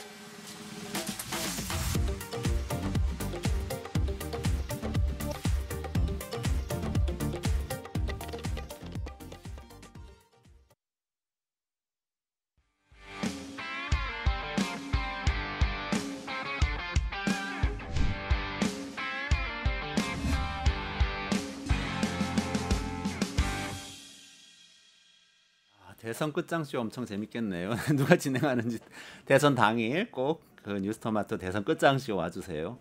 네, 이원재 끝내주는 경제 5월 21일 수요일 라이브 시작하겠습니다. 오늘 김혜연 비인 크립토 리드님 모시겠습니다. 안녕하세요. 어서 오세요. 네. 아니 지난주에 다뤄주셨는데 대선 후보 TV 토론에 또 이 얘기가 나왔네요. 스테이블 코인. 그리고 그리고 이준석 후보가 계속 페이스북으로 지금 뭘 계속 쓰고 있어요. 이건 뭐 본인이 맞고 이재명 후보가 틀렸다 이 얘기 계속 민주당이 틀렸다 좀 크게는. 그리고 조금 더 나가서는 코인 업계에 노라가 나고 있다 뭐 이런 얘기도 하고. 어떻게 생각하세요? 그렇다면은 이제 코인 업계가 놀아나는 게 맞다면 그러면은 이 코인 업계 어떻게 하면 됩니까? 그러면 이제 어떻게 해야 됩니까? 그 얘기 오늘 해주시려고 그러시는 거예요? 모르겠습니다. 그러니까 코인 업계가 놀아나고 있는 거라면 과연 이 코인 업계는 어떻게 해야 되는가? 그러니까 일단은 TV 토론에서 했던 내용하고 골과는 같은데 스테이블 코인이라는 거는 이거는 뭐 미국 달러나 스테이블 코인 되는 거지 나머지는 뭐 이렇게 한국형 뭐 만들겠다는 거는 좀 어불성설이다 이런 얘기를 계속 반복하는 것 같은데요. 일단 이번 주 초였죠. 그 토론회 때 나왔던 스테이블 코인 얘기들. 네네네. 토론 거의 끝날 무렵에 이준석 후보가 이재명 후보한테 막 던지듯이 얘기를 했었지 않습니까? 그래서 막 질문을 하다가 이재명 후보가 그럼 제가 지금 답을 좀 할까요? 그랬더니 이준석 후보가 아니요 하고 계속 질문을 했어요. 됐고요. 그래서 뭐 과연 이게 답을 들으려고 질문을 한 건가 싶은 생각도 좀 들던데. 근데 이제 업계에서는 또 이제 민주당에서도 그걸 받아서 이제 얘기를 한 걸 텐데 이준석 후보가 뭘 좀 모르는 것 같다. 지난주에 그 얘기를 했었죠. 제가 이제 이준석 후보가 옛날에 이제 코인 투자 많이 했다는 얘기를 했기 때문에 코인에 대해서 그래도 좀 지식이 있을 거다라고 말씀을 드렸더니 우리 이원재 소장님께서는 꼭 그런 건 아닐 거다. 뭐 AI 쪽 얘기하는 거 보니까 좀 엉터리가 많더라. 코인 쪽 관련해서도 엉터리일 수도 있다라는 이제 그런 말씀을 하셨어요. 엉터리란 단어는 안 썼습니다만, 네, 그럴 수 있다. 잘 모를 수 있다. 그런 취지에서 말씀을 하셨습니다. 근데 이준석 후보 이제 스테이블 코인, 원화 스테이블 코인 관련해서 한 얘기가 대략 한 3가지 정도로 볼 수 있을 것 같아요. 그 포인트가. 첫 번째는 그 스테이블 코인이 달러 말고는 실제 쓰이는 게 잘 없다.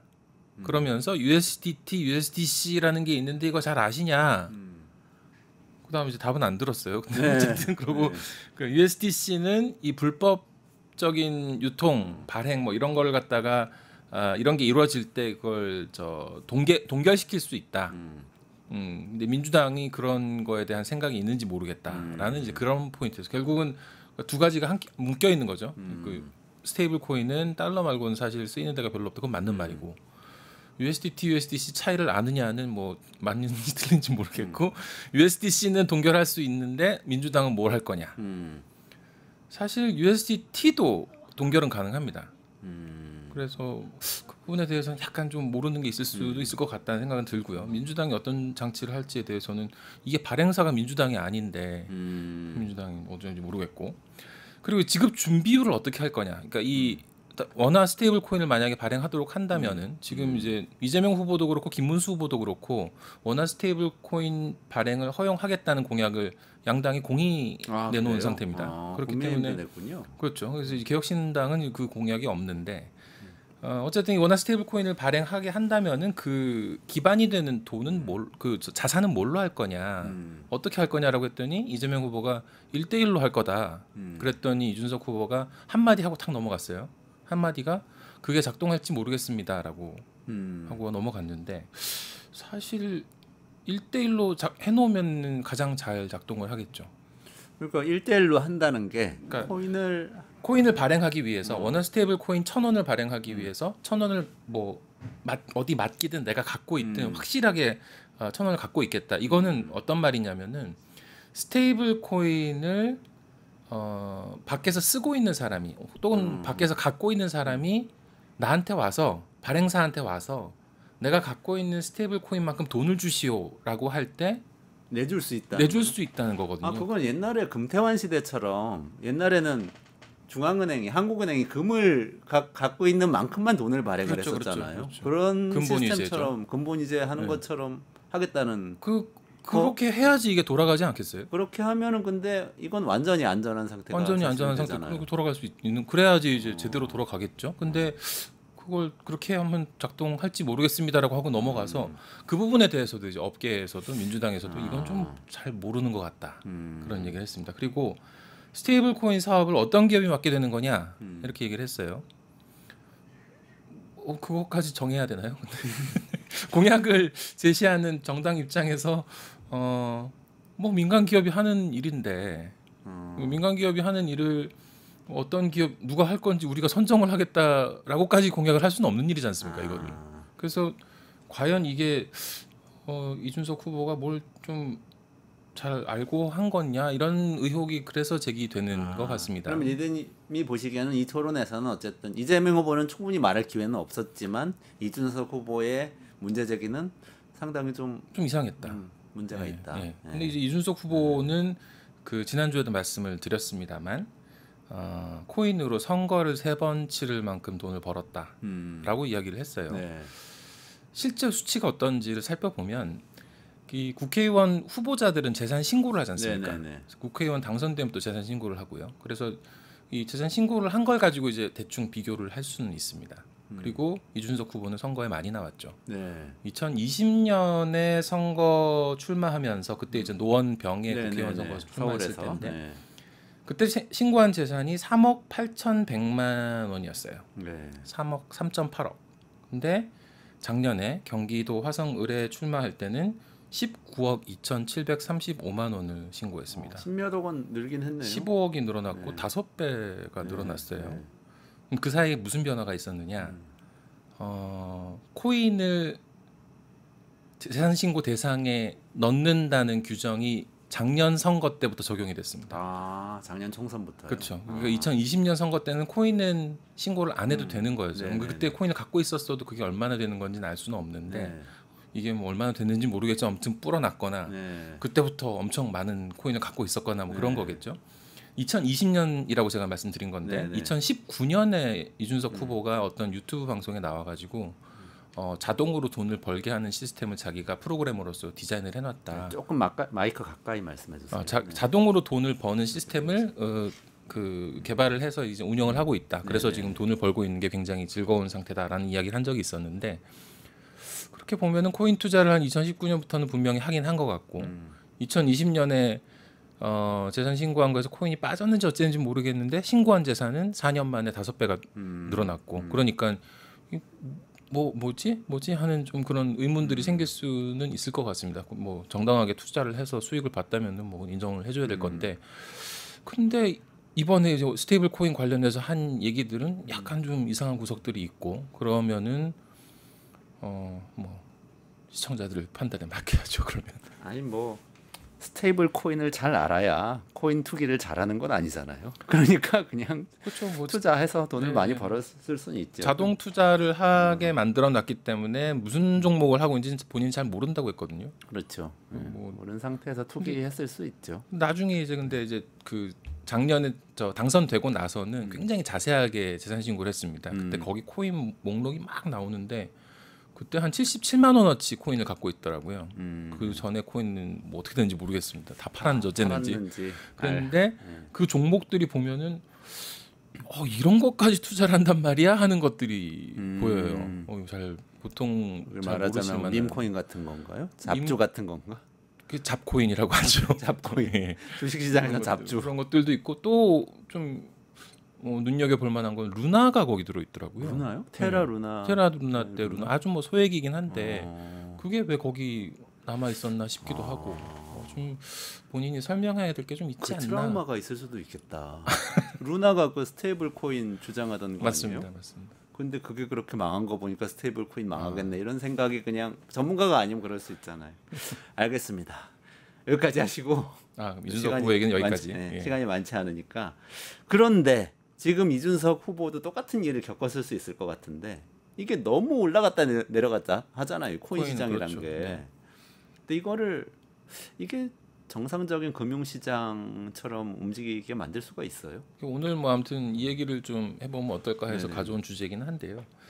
코인 시장의 변동성과 관련해서는 뭐 여러 가지 얘기가 나올 수 있을 것 같습니다. 그 원인이 뭐냐? 첫 번째는 많이들 하시는 얘기지만 이게 본질적인 가치가 없다. 그렇기 때문에 이게 공급 수급만 가지고 이 가격이 왔다 갔다 하기 때문에 이건 굉장히 취약할 그렇죠. 수밖에 없다는 게 하나 있고, 그다음에 또 하나는 기관 투자자가 뭐 생기긴 했습니다만 작년 이제 ETF 때부터 생기긴 했습니다만 아직은 적고 개인 투자자가 많기 때문에 어떤 소문 이런 거에 휩쓸리는 경우가 많다는 그런 단점이 있겠죠.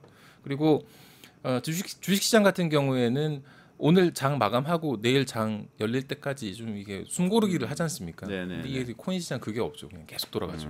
365, 24시간 계속 돌아가니까 뭔가 이렇게 그 쿠션이 없어서 충격을 흡수해주는 그런 쿠션이 없어서 뭐 그런 것도 있다. 뭐 이런 얘기들이 있는데 이걸 보완할 방법이 과연 그럼 없느냐 하면 그렇지는 않습니다. 기관 투자자가 늘어나면 되겠죠. 좀 전에 말씀드린 대로 기관 투자 적은 게 문제라면 기관 투자 늘어나면 되죠. 작년에 그 ETF 승인되면서 이게 막 이제는 좀 체질 개선이 되나 보다 해가지고 사람들이 엄청 투자에 뛰어들고 한 1년 가까이 계속 코인 가격이 올랐었잖아요.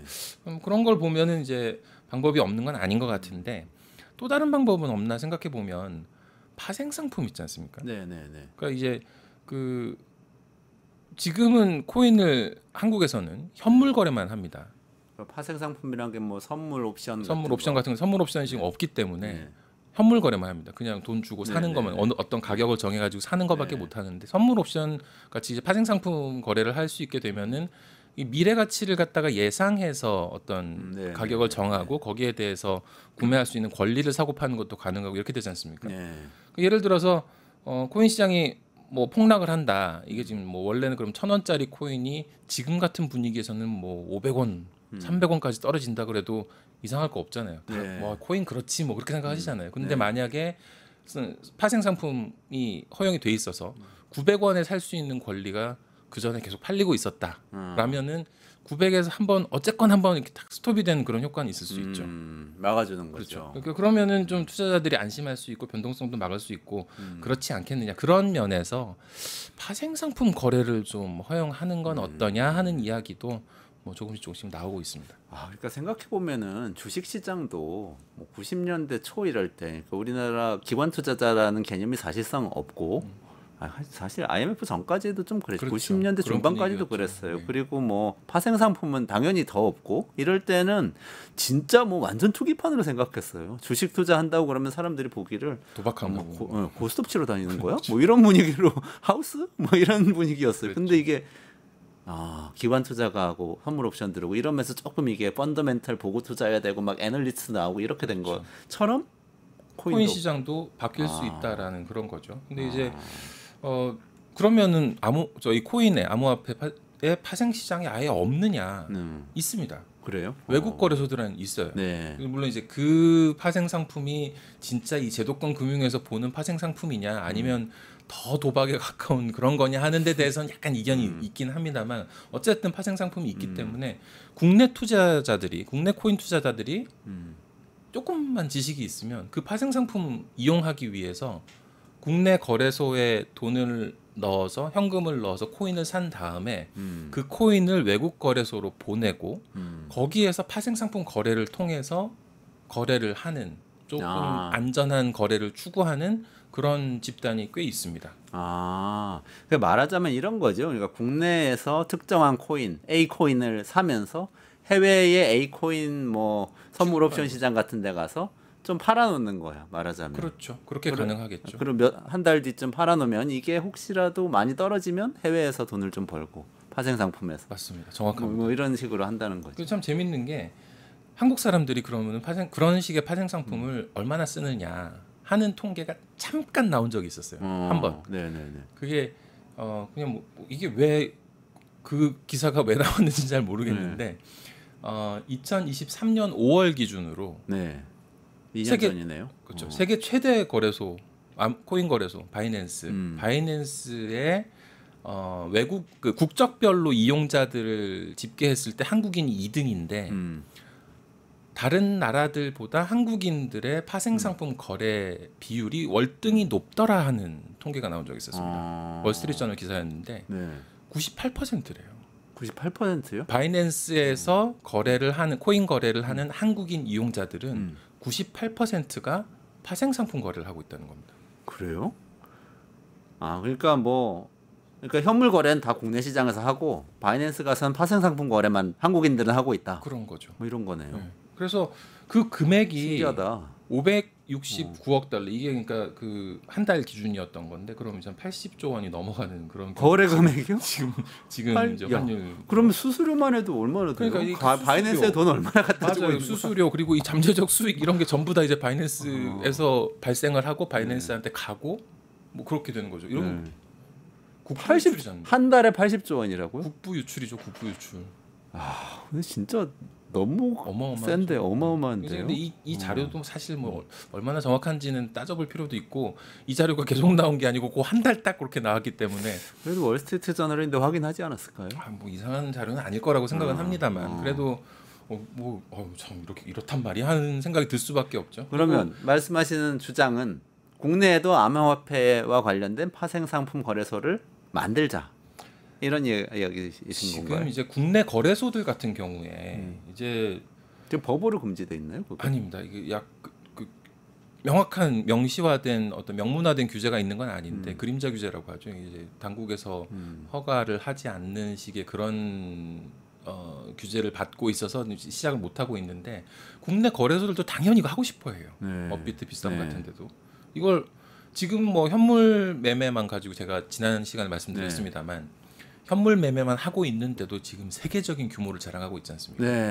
그 말씀드렸죠. 업비트 빗썸이 대기업 집단에 들어가 있고 업비트가 한 5위, 빗썸이 19위 정도 하는데 거래량이 많이 나올 때는 업비트가 2등까지도 올라간다. 그런데 이게 놀라운 이유는 1등인 바이낸스는 전 세계 누구나 쓸 수 있는 거래소지만 업비트 빗썸은 한국인만 쓸 수 있다. 한국인만 쓸 수 있는 거래소인데 2위, 평소에 5위까지 올라간다는 건 어마어마한 거래량이라고 제가 말씀드렸었습니다. 근데 그게 사업 모델의 전부인 거잖아요. 지금 현물 거래 수수료만 취하는 게. 그래서 업비트나 빗썸 같은 우리 국내 거래소 입장에서는 조금 상품 다양화를 위해서라도 파생 상품 거래를 할 수 있기를 바랍니다.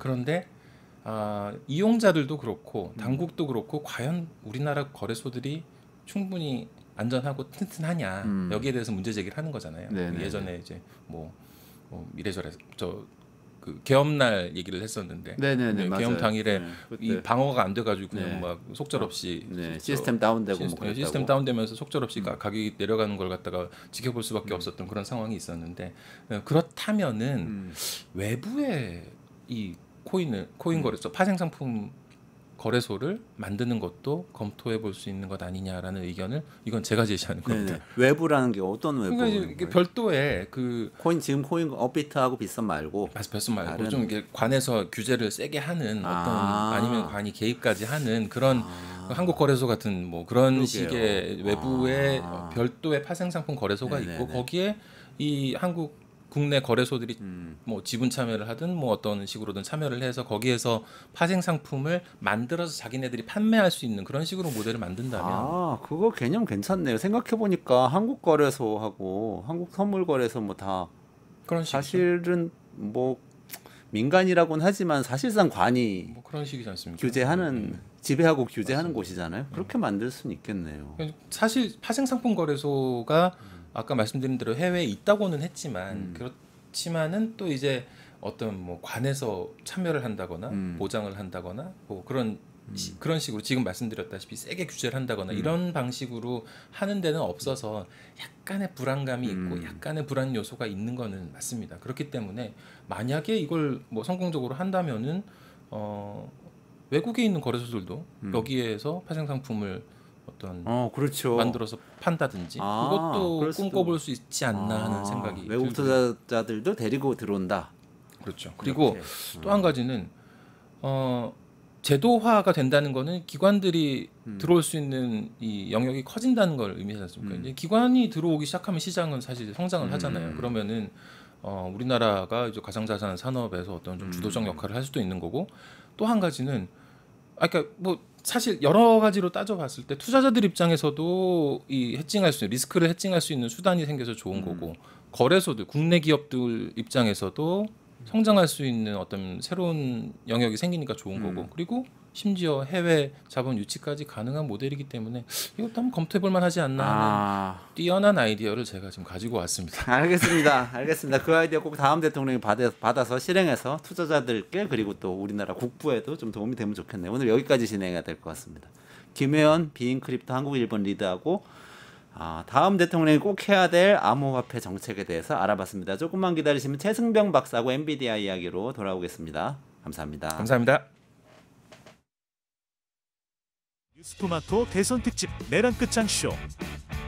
뉴스토마토에서 6.3 대통령 선거의 개표 공개 방송에 구독자 여러분을 초대합니다. 내란 속의 윤석열의 파면으로 헌정 사상 최초의 6월 장미 대선이 펼쳐지는 가운데 과연 21대 대통령은 누가 될 것인가? 역사적인 순간에 뉴스토마토의 알찬 뉴스 콘텐츠와 풍성한 즐길거리를 모두 모아 준비했습니다. 6월 3일 오후 6시 이 토마토 빌딩 지하 1층 토마토홀에서 펼쳐지는 역사적인 순간. 뉴스토마토 대선 특집 내란 끝장쇼. 여러분의 많은 관심과 참여 바랍니다.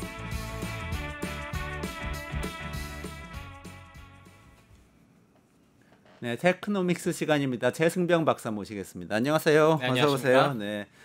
또 이 테크 업계에 이 큰 행사가 또 하나 벌어졌네요. AI하고 관련해서 또 새로운 얘기 많이 나왔나요? 이게 컴퓨텍스. 네, 컴퓨텍스 네. 2025입니다. 이건 대만에서 열리는 거고요. 네네네. 이거 말고도 지금 뭐 구글에서 구글 I/O, 구글 본사에서 열리는 게 있는데 네네네.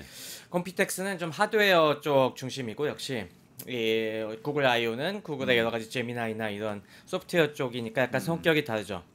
컴퓨텍스는 원래는 옛날에는 이 대만에 여러 가지 컴퓨터 관련 부품 업체들이 많이 있지 않습니까? 그래서 약간 좀 어떻게 보면 대만 안방잔치 같던 행사였는데 요즘 대만계 기업들이 약진을 하면서 이게 세계적인 행사로 좀 발돋움하게 됐고요.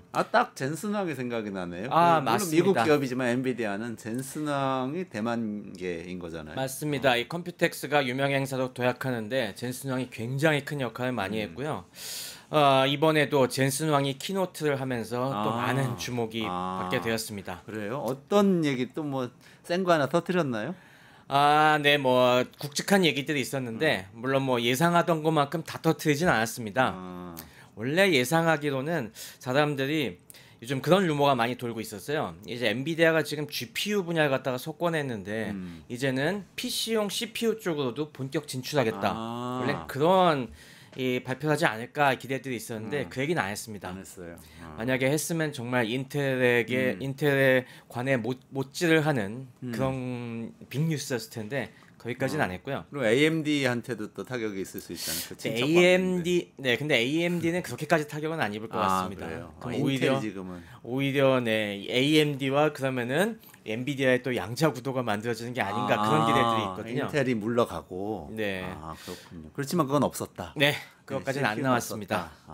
하지만 AI 쪽에 역시 굵직한 얘기들을 많이 했습니다. 그래요. 네. 어떤 것들이 있죠? 아무래도 이번에 여러 가지 기존에부터 얘기해왔던 AI 서버 관련된 AI 서버 시장이 지금 가장 크니까 이쪽에 앞으로 향후 로드맵 같은 걸 역시 확인을 했습니다. 지금 발표된 것이 지금이 블랙웰 시리즈지 않습니까? 요거 다음이 이제 루빈 시리즈고 요게 내년 2026년부터 나올 예정입니다. 그리고 이게 또 2년 된 다음에 2028년부터는 또 파인만으로 넘어가게 되는데 지금 요 딱 프레임워크 갖다가 로드맵을 제시하면서 어느 정도의 우리가 앞으로 이 어마어마한 제품들을 내놓을 건지 그런 걸 역시 좀 얘기를 했습니다. 지금 블랙웰 시대 요즘이 이제 주력 제품들이 요즘 곧 나오게 될 게 이제 GB200까지 얘기가 되고 있거든요. 이게 GB200 NVR 72 시스템이라는 게 이 GPU 72개랑 CPU 36개를 갖다가 집어넣은 요 서버 시스템이거든요. 요게 지금 핫하게 주문이 많이 들어오고 있는 것인데 이 시스템에 들어가 있는 왜 우리가 지난번에도 CPU, GPU 이런 거에 프로세서의 성능은 그 안에 집적된 트랜지스터의 숫자라고 말씀드렸지 않습니까? 이게 그 안에 지금 130조개가 들어가 있어요. 130조개. 근데 이제 젠슨왕은 이번에 얘기한 것이 이것도 부족하다. 그래요? 요즘 우리 기대를 뛰어넘는 AI 모델들이 많이 나오면서 지금 수요가 더 폭발하고 있다. 그만큼 더 강력한 이 컴퓨팅 파워를 갖다가 우리 엔비디아가 앞으로 지속적으로 공급하겠다. 이 얘기를 했습니다. 그래갖고 이게 다음에 나오게 될 이 다음 차세대 루빈 서버에서는 이걸 10배 늘려주겠다. 10배? 1300쪽을 갖다가 집어넣은 그런 시스템을 공급하겠다. 가만 루빈이 내년이잖아요? 네, 루빈은 내년인데 하여튼 이번 벌써 10배 성능을 가진 그걸 다 이미 잡아놓고 있다는 겁니다. 이미 다 개발에 들어가 있습니다. 당장 올해 하반기에 나올 게 이제 GB300인데요. GB300은 지금 GB200보다 1.5배만큼 성능 향상이 있고요. 그다음 내년에 나올 루빈 첫 모델이 여기에 3.3배. 그러니까 지금 GB200 기준으로는 5배 성능을 향상하고 그 다음에 2027년에는 루빈 울트라라는 걸 내보낼 건데 그때는 지금 블랙웰 GB200보다도 20배 성능을 향상을 시키겠다. 현재 가장 성능이 높은 것보다 내년엔 5배, 내후년엔 10배의 트랜지스터가 들어간 것이 나온다는 거잖아요. 내후년에는 10배 트랜지스터를 높이고 성능은 20배로 올리겠다. 성능 20배로. 이런 식으로 진짜 2년만 지나면은 성능이 10배, 20배 이렇게 늘어나는 이 페이스를 갖다가 지금 쭉쭉 가져가겠다는 겁니다. 물량 공세가 진짜 대단하네요. 이게 근데 지금 숫자로는 이런데 정확하게 어떤 의미인지는 좀 설명을 해주셔야 될 것 같아요. 맞습니다. 이게 굉장히 지금 중요한 의미가 있다고 보이는데요. 무슨 얘기냐면은 요즘 젠슨왕 말대로 AI 모델 돌려보면은 이게 점점점 똑똑해지고 있습니다. 지금 요즘 이 AI 모델에 질문 넣어보신 분들은 아시겠지만은 기존에는 하나 얘기하면은 그냥 빨리 이걸 대답하는데 급급했는데 지금은 생각을 단계적으로 합니다. 이걸 단계적 추론을 통해서 얘가 지금 의미하는 바가 이거니까 이걸 단계적으로 생각해서 종합적으로 답을 해주는 정도로 얘가 나오고 있습니다. 그만큼 생각을 많이 하게 되니까 훨씬 많은 계산 능력이 필요하다는 것이죠. AI 서버가. 그러니까 이런 식의 사람들의 더 높아진 기대를 충족하기 위해선 더 강력한 AI 서버가 필요한데 엔비디아는 이걸 갖다가 충족시킬 수 있는 충분한 역량이 된다는 겁니다. 그리고 이게 우리가 항상 관심 있어 하시는 게 투자자분들이 지금 엔비디아의 이런 쭉 상승세가 둔화되진 않을까? 혹시 이런 게 필요 없는 AI가 좀 세츄레이션 되는 그런 상황이 오지 않을까 걱정하는데 지금 우리가 불식시키는 얘기나 마찬가지입니다. 생각해 보십시오. 앞으로 3년 뒤에 만약에 100배만큼 성능이 10배, 100배만큼 성능이 좋은 컴퓨터가 있다면은 그런 데이터 센터 운영할 때에서 어떻게 하시겠습니까? 지금 안 사고 기다려야 될까요? 아니죠. 아니죠. 지금 계속 불 붙고 있으니까 그렇죠. 지금도 사고 3년 뒤에 투자 안 하시겠습니까? 3년 뒤에 또 투자해야죠. 그땐 10배 더 좋은 게 나오는데 그러니까 이게 지금 무슨 얘기냐면은 엔비디아 칩을 갖다가 우리가 한 번 사면은 뭐 요즘 PC 한 번 사고 오래 안 한다고 해서 그 생각으로 하시는데 지금 그 페이스가 아니라는 겁니다. 성능 향상이 너무나 괄목할 상황이기 때문에 지금 사도 내년에 또 사야 되고 그 후년에도 또 사야 되고 이렇게 지속적으로 투자를 할 수밖에 없는 지금 엔비디아의 이 판에 완전히 지금 들어갔다는 얘기입니다. 근데 이 정도라면 엔비디아 매출도 매출이지만 마진도 잘 안 떨어지겠는데요? 맞습니다. 지금 이 페이스를 쫓아갈 수 있을 만한 경쟁 기업이 사실 안 보입니다. 그리고 이런 게 어마어마한 이런 엔비디아의 속도를 갖다가 지금 다른 기업들의 이 뭐 대안이 지금 없는 입장에서는 특히 하이퍼스케일러 쪽에서 경쟁이 너무 심한 와중에서는 계속 살 수밖에 없다는 거죠.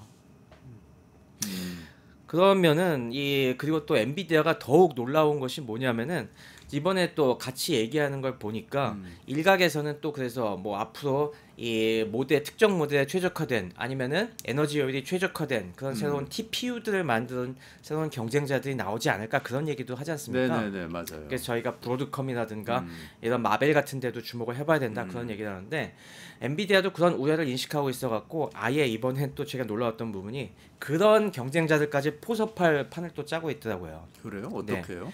요즘 엔비디아가 계속 미는 기술들이 이렇게 칩이 커질 수 있는 이유가 이 웨이퍼 한 장에다가 크게 칩을 만드는 게 아닙니다. 네네네. 저희가 계속 봐왔듯이 조그만한 칩, 이걸 칩넷이라고 하는데 이걸 만든 다음에 이걸 이어 붙이는 방식으로 큰 칩을 만드는 거거든요. 네. 그래갖고 거기에 HBM도 들어가는 것이고 다양한 뭐 엔비디아의 프로세서들이 한꺼번에 집적이 돼갖고 큰 성능을 발휘하는 건데 문제는 이렇게 각각의 칩넷을 이어주는 통신이 원활하게 되게 만들어주는 그런 기술이 되게 중요하거든요. 네. 근데 그 링크 기술이 엔비디아가 엄청나게 강합니다. 그걸 사실 딴 데들이 쫓아가기가 힘들어요. 그걸 엔비링크라고 하는데 이번에는 이걸 엔비링크 퓨전이라는 걸 발표했습니다. 네. 이거는 뭐냐면은 엔비디아가 설계한 칩 외에 그런 다른 기업들이 설계한 칩들도 붙일 수 있게 해주겠다. 그러니까 뭐 마벨이나 뭐 브로드컴 가서 그런 칩넷 같은 거 새로운 거 만들어 왔지. 근데 그걸 너네도 붙였어야 될 거 아니야. 다른 GPU랑 CPU랑. 그럼 갖고 와. 그럼 우리가 해줄게. 그걸 우리 엔비디아가 엮어서 더 멋진 칩을 만들어 줄 테니까 갖고 오라 하는 겁니다. 그럼 일종의 플랫폼 역할을 하겠다는 건가요? 그렇죠. 하드웨어에 연결해주는 플랫폼을 완전히 제공해 줌으로써 설령 경쟁자가 나와도 다 우리 판으로 집어넣겠다. 이렇게 해서 그 커다란 엔비링크를 매개로 한 생태계 비전을 갖다가 또 이번에 보였습니다. 그러니까 그렇게 되면은 고객은 어쨌든 엔비디아를 만나게 되는 거겠죠. 기술이 그렇죠. 있는 뭐 새로운 스타트업이 나타나서 새로운 뭐 TPU 만든다고 하더라도 여기 와서 고객은 우리가 맞습니다. 만나줄게. 이 안으로 들어와 이렇게 되는 거네요. 그렇게 되는 겁니다. 그래서 점점 어떤 식으로 점점... 빠져나가려고 해도 다시 엔비디아로 갈 수밖에 없는 엔비디아와 TSMC로 갈 수밖에 없는 그런 판을 지금 만들고 있는 겁니다. 저는 우리나라 기업들이 이런 판을 잘 못 만드는 것 같아요. 삼성전자 같은 데가 잘 나갈 때 좀 반도체 갖고 이런 판을 만들었으면 좋았는데 맞습니다. 그 제품 하나 잘 만드는 거는 굉장히 잘하는데 우리가 나중에 이 판이 바뀌면은 그냥 도태돼 버릴 수가 있는 위험한 상황에 처하는 것 같아요. 얘는 생태계 전략이 없는 것 같아요. 맞습니다. 이번에 저도 컴퓨텍스 이거 막 보면서 느끼는 게 진짜 잘한다. 진짜 대만 기업들이 예전엔 그냥 올망졸망하게 그런 좀 꼬맹이들로만 보였는데 그게 아니더라고. 이제는 젠슨왕 같은 성공한 중국계 사업가들을 중심으로 해서 큰 판을 만들어가고 거기에 다 올가매는 것이 야 이게 진짜 실력이구나 하는 걸 느꼈고요. 그 속에 우리나라 기업들이 너무나 자리할 데가 없다는 게 너무 슬펐습니다. 빈센트님이 질문을 주셨는데 이게 트랜지스터 많고 막 이게 프로세싱은 빨리 한다고 그러더라도 고속도로 크기가 작으면 예전에 왜 그 칩 맞습니다. AI 칩 설명해 주실 때 그 고속도로 얘기하셨잖아요. 그게 작으면은 느린 거 아니냐. 요거 퀀텀으로 가거나 뭐 방법이 새로 나와야 되는 거 아니야. 이런 질문 주셨는데. 네. 그래서 그걸 빠르게 하기 위해서 지난번에도 얘기했처럼 이게 패키징이 중요한 거죠. 어드밴스드 패키징이라는 게 그런 식으로 각각의 요소들을 갖다가 고속도로 갖다가 쭉쭉 연결해주는 바로 아까 얘기한 엔비링크 퓨전 기술이 중요한 게 바로 그 부분에서 속도 조화를 최소화하고 연결시킬 수 있는 그런 이 판을 설계하는 게 엔비디아의 강력한 능력이고 또 그걸 설계대로 만들어줄 수 있는 그런 고급 패키징 기술을 가지고 있다는 게 TSMC와 대만 기업들의 장점입니다. 아, 그렇군요. 그러니까 하나하나 잘 만든다고 그 연결을 못하면 말씀하신 대로 속도가 안 나거든요. 바로 그 부분에서 지금 대만 기업들이 꽉 잡고 있는 겁니다. 대만 기업들이 대만 사람 출신이죠. 뭐 대만 기업 아니지만 엔비디아는 어쨌든 잘하네요. 근데 또 양자 컴퓨터 얘기도 나왔다면서요? 아 맞습니다. 어떻게 키노트 중에서 양자 컴퓨팅 얘기했는데 양자 컴퓨팅은 사실 아직 신왕이 참 저번에 양자 컴퓨팅 상용화가 멀었다고 그래가지고 굉장한 파문이 엄청 시장에 주가도 일어났었는데 폭락하고 난리쳤는데 뭐 그거는 잠시 젠슨왕이 착각을 했던 것 같고 엔비디아 차원에서는 계속 그 미래에 대해서 준비하고 있습니다. 사실 양자 컴퓨팅이 미래 컴퓨팅에서 어느 정도 부분을 차지할지는 아직도 논란입니다. 이게 어느 정도까지 원만하게 실용화될 수 있을지 요거는 좀 미지수지만은 그래도 어느 일부분을 차지할 거라는 건 대부분의 예상이거든요. 그러니까 미래는 이게 양자 컴퓨팅은 제가 누누이 강조하지만은 지금의 실리콘 컴퓨팅을 완전히 대체하는 건 절대 아닙니다. 하지만 이게 특정 아주 일부분의 작업에서는 굉장히 우수한 성능을 보이기 때문에 같이 쓰이는 거죠. 그래서 미래는 결국에 이런 클래시컬 아니면 실리콘 컴퓨팅이 상당 부분을 차지하고 꼭 약간 나은 부분을 갖다가 양자 컴퓨팅이 보완해주는 이런 하이브리드 컴퓨팅이 대세가 될 거라고 하는데 지금 엔비디아는 이쪽에 대비해서도 투자를 잘 해놓고 있습니다. 우리가 이 AI 생태계에서 쿠다 플랫폼이 얼마나 위력적인지 계속 말씀을 드렸는데 이미 이 쿠다큐라는 걸 내놓고 있습니다. 그래서 양자 컴퓨팅 환경도 거기 자연스럽게 통일적으로 할 수 있는 그런 라이브러리와 프레임워크를 갖다가 지금 계속 제공하고 있거든요. 그래서 이번에도 우리가 이런 거 열심히 투자하고 있다. 그리고 양자 컴퓨팅 기업들 내놓으라는 그 기업들 다 열거하면서 우리가 그쪽들과도 이거 착착 다 준비해 놓고 있다. 그러니까 미래 양자 컴퓨터와의 하이브리드 컴퓨팅을 준비하는 사람도 우리 엔비디아랑 손잡으면 된다. 뭐 딴 데 고생 나 밖에서 파트너 찾지 마라. 이렇게 딱 얘기를 했습니다. 아, 그럼 또 닥터 스트레인지의 그 멀티버스 우리 어벤져스 시리즈에 나오는 그런 세계가 또 막 오고 있는 건가요? 컴퓨터 안에서 벌어진 일이긴 하지만 네, 뭐 기술이잖아요. 네, 여기도 있고 저기도 있고. 맞습니다. 슈레딩거 고양이 뭐 이런 얘기가 실현이 되는 거예요? 맞습니다. 뭐 그런 걸 갖다가 이렇게 될지 안 될지 얼마나 빨리 될지는 모르지만 그런 것도 준비하고 있다는 거죠. 그래서 인상적으로 제가 들었던 부분이 젠슨 왕이 이번에 미래 데이터 센터는 다 있을 거다. 그래서 퀀텀 QPU도 있을 것이고 이거 GPU도 있을 것이고 TPU도 있을 것이고 CPU도 있을 것이다. 뭐 각각 하나하나 누군가는 다른 전문 기업들이 잘 만들 수 있겠지만은 결국에 다 엮을 수 있는 거는 우리밖에 없을 것이다. 그런 걸 은연중에 내보이고 있더라고요. 그 중심이 되겠다고 선언을 한 셈이네요, 엔비디아가. 구글도 막 그런 중심이 되겠다고 얘기는 하고 있는 것 같긴 한데. 그렇죠. 다른 빅테크들도 다 그런 비전을 내세우고 있지만은 이게 뭐 소프트웨어 차원에서 소프트웨어의 요소 경쟁력은 뭐 구글이 앞선 부분도 있고 MS가 앞선 부분도 있겠지만은 사실 현실적으로 그 하드웨어 특히 아까 얘기한 엔비링크라든가 여러 가지 관련 하드웨어 기술에서 이는 엔비디아가 제일 앞선 게 사실인 것 같고요. 그런 면에서 이런 양수겹장의 이 균형을 제일 잘 맞추고 있는 거는 엔비디아가 사실인 것 같습니다. 여기는 엔비디아는 어쨌든 이렇게 무시무시한 계획을 세우고 있는데 우리나라 기업들 얘기는 안 할 수가 없어요. 근데 이번에 컴퓨텍스에서 뭐 젠슨 왕이 SK 하이닉스 찾아갔었다고 그 얘기는 또 기사에 나오긴 하더라고요. 우리나라 기업들 어떤 이슈 있나요? SK 하이닉스는 뭐 수혜 받을 수밖에 없습니다. 왜냐하면은 이런 식으로 프로세서가 늘어나면은 결국에 메모리를 안 박을 수가 없거든요. 항상 그 가까운 데 붙일 수밖에 없는데 뭐 얘기는 공식적으로 안 하더라도 현실적으로 지금 하이닉스 HBM이 가장 유리한 건 사실입니다. 그래서 하이닉스 HBM 어마어마하게 많이 들어갈 것 같고요. 뭐 그래서 그 점에서는 굉장히 얘기는 안 했어도 중요할 수밖에 없다는 생각이 절로 들었는데 문제는 이제 삼성전자가 약간 비교가 됐습니다. 제가 그 키노트에서 삼성전자가 어디 안 나오나 봤는데 한 군데 나오긴 합니다. 지금 엔비디아 주도로 해서 지금 6G 이런 이 차세대 이 통신 그것도 개발하고 있거든요. 4G, 5G 다음에 6G 통신. 그죠? 근데 6G 통신에서도 밑에 통신 겉에 하는 쪽은 딴 기업들이 하더라도 그걸 엮어서 또 로드 밸런싱 해주고 원활하게 만들어 주는 것도 결국에 컴퓨팅이 들어가는데 그 부분을 지금 엔비디아가 AI로 해주겠다 이렇게 지금 또 엮고 있더라고요. 그래서 삼성도 네트워크 사업이 있으니까 거기서의 파트너는 들어가는데 그거는 언어부댐이 아닌가 싶어갖고 그렇죠. 참 이게 하면 이게 메모리 반도체 1위 기업이라는 게 자부심인데 AI 시대 네. 메모리 반도체 계속 가야 되는 거 아니에요? HBM 말고도 물론 GPU도 많이 필요하기 때문에 요소요소에 들어가긴 하겠습니다만은 그래도 우리 기업들이 이렇게 그 거대한 엔비디아가 그리는 생태계에서 너무 보이는 데가 없다는 게 참 자존심도 상하고 아까 얘기해 주신 것처럼 우리가 그동안 뭐하고 살았나 이런 좀 자괴감도 들고 그렇더라고요. 파운드리는 가능성 없는 건가요? 삼성전자는? 제 가능성이 없다고 뭐 단정은 못 짓겠습니다만은 좀 어려운 건 사실입니다. 쉽진 않아요 지금. 안타깝네요. 그러면 뭐 결론적으로 어쨌든 엔비디아는 키노트를 통해서 향후에도 AI 하드웨어 생태계의 중심에 서겠다는 것을 명확하게 했고 그 그림이 또 굉장히 현실적으로 보이고 그리고 그 스팬이 단순히 지금 AI 서버뿐만이 아니라 또 피지컬 AI 굉장히 로보틱스에도 관심이 있지 않습니까?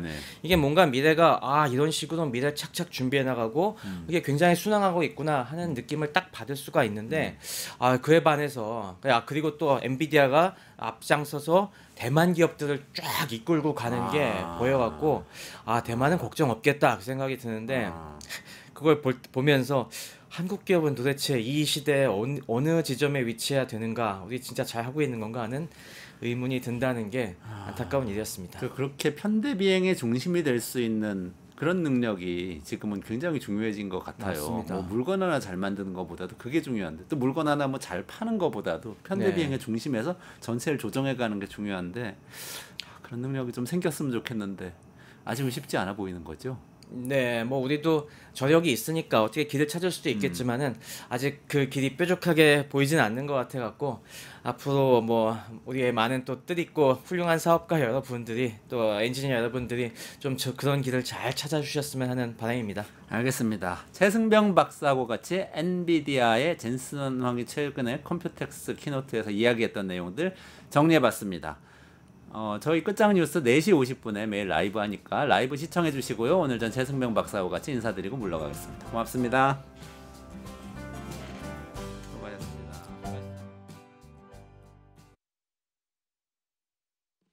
뉴스토마토 대선 특집 내란 끝장 쇼. 뉴스토마토에서 6.3 대통령 선거의 개표 공개 방송에 구독자 여러분을 초대합니다. 내란 속의 윤석열의 파면으로 헌정 사상 최초의 6월 장미 대선이 펼쳐지는 가운데 과연 21대 대통령은 누가 될 것인가? 역사적인 순간에 뉴스토마토의 알찬 뉴스 콘텐츠와 풍성한 즐길거리를 모두 모아 준비했습니다. 6월 3일 오후 6시 이 토마토 빌딩 지하 1층 토마토홀에서 펼쳐지는 역사적인 순간. 뉴스토마토 대선 특집 내란 끝장 쇼. 여러분의 많은 관심과 참여 바랍니다.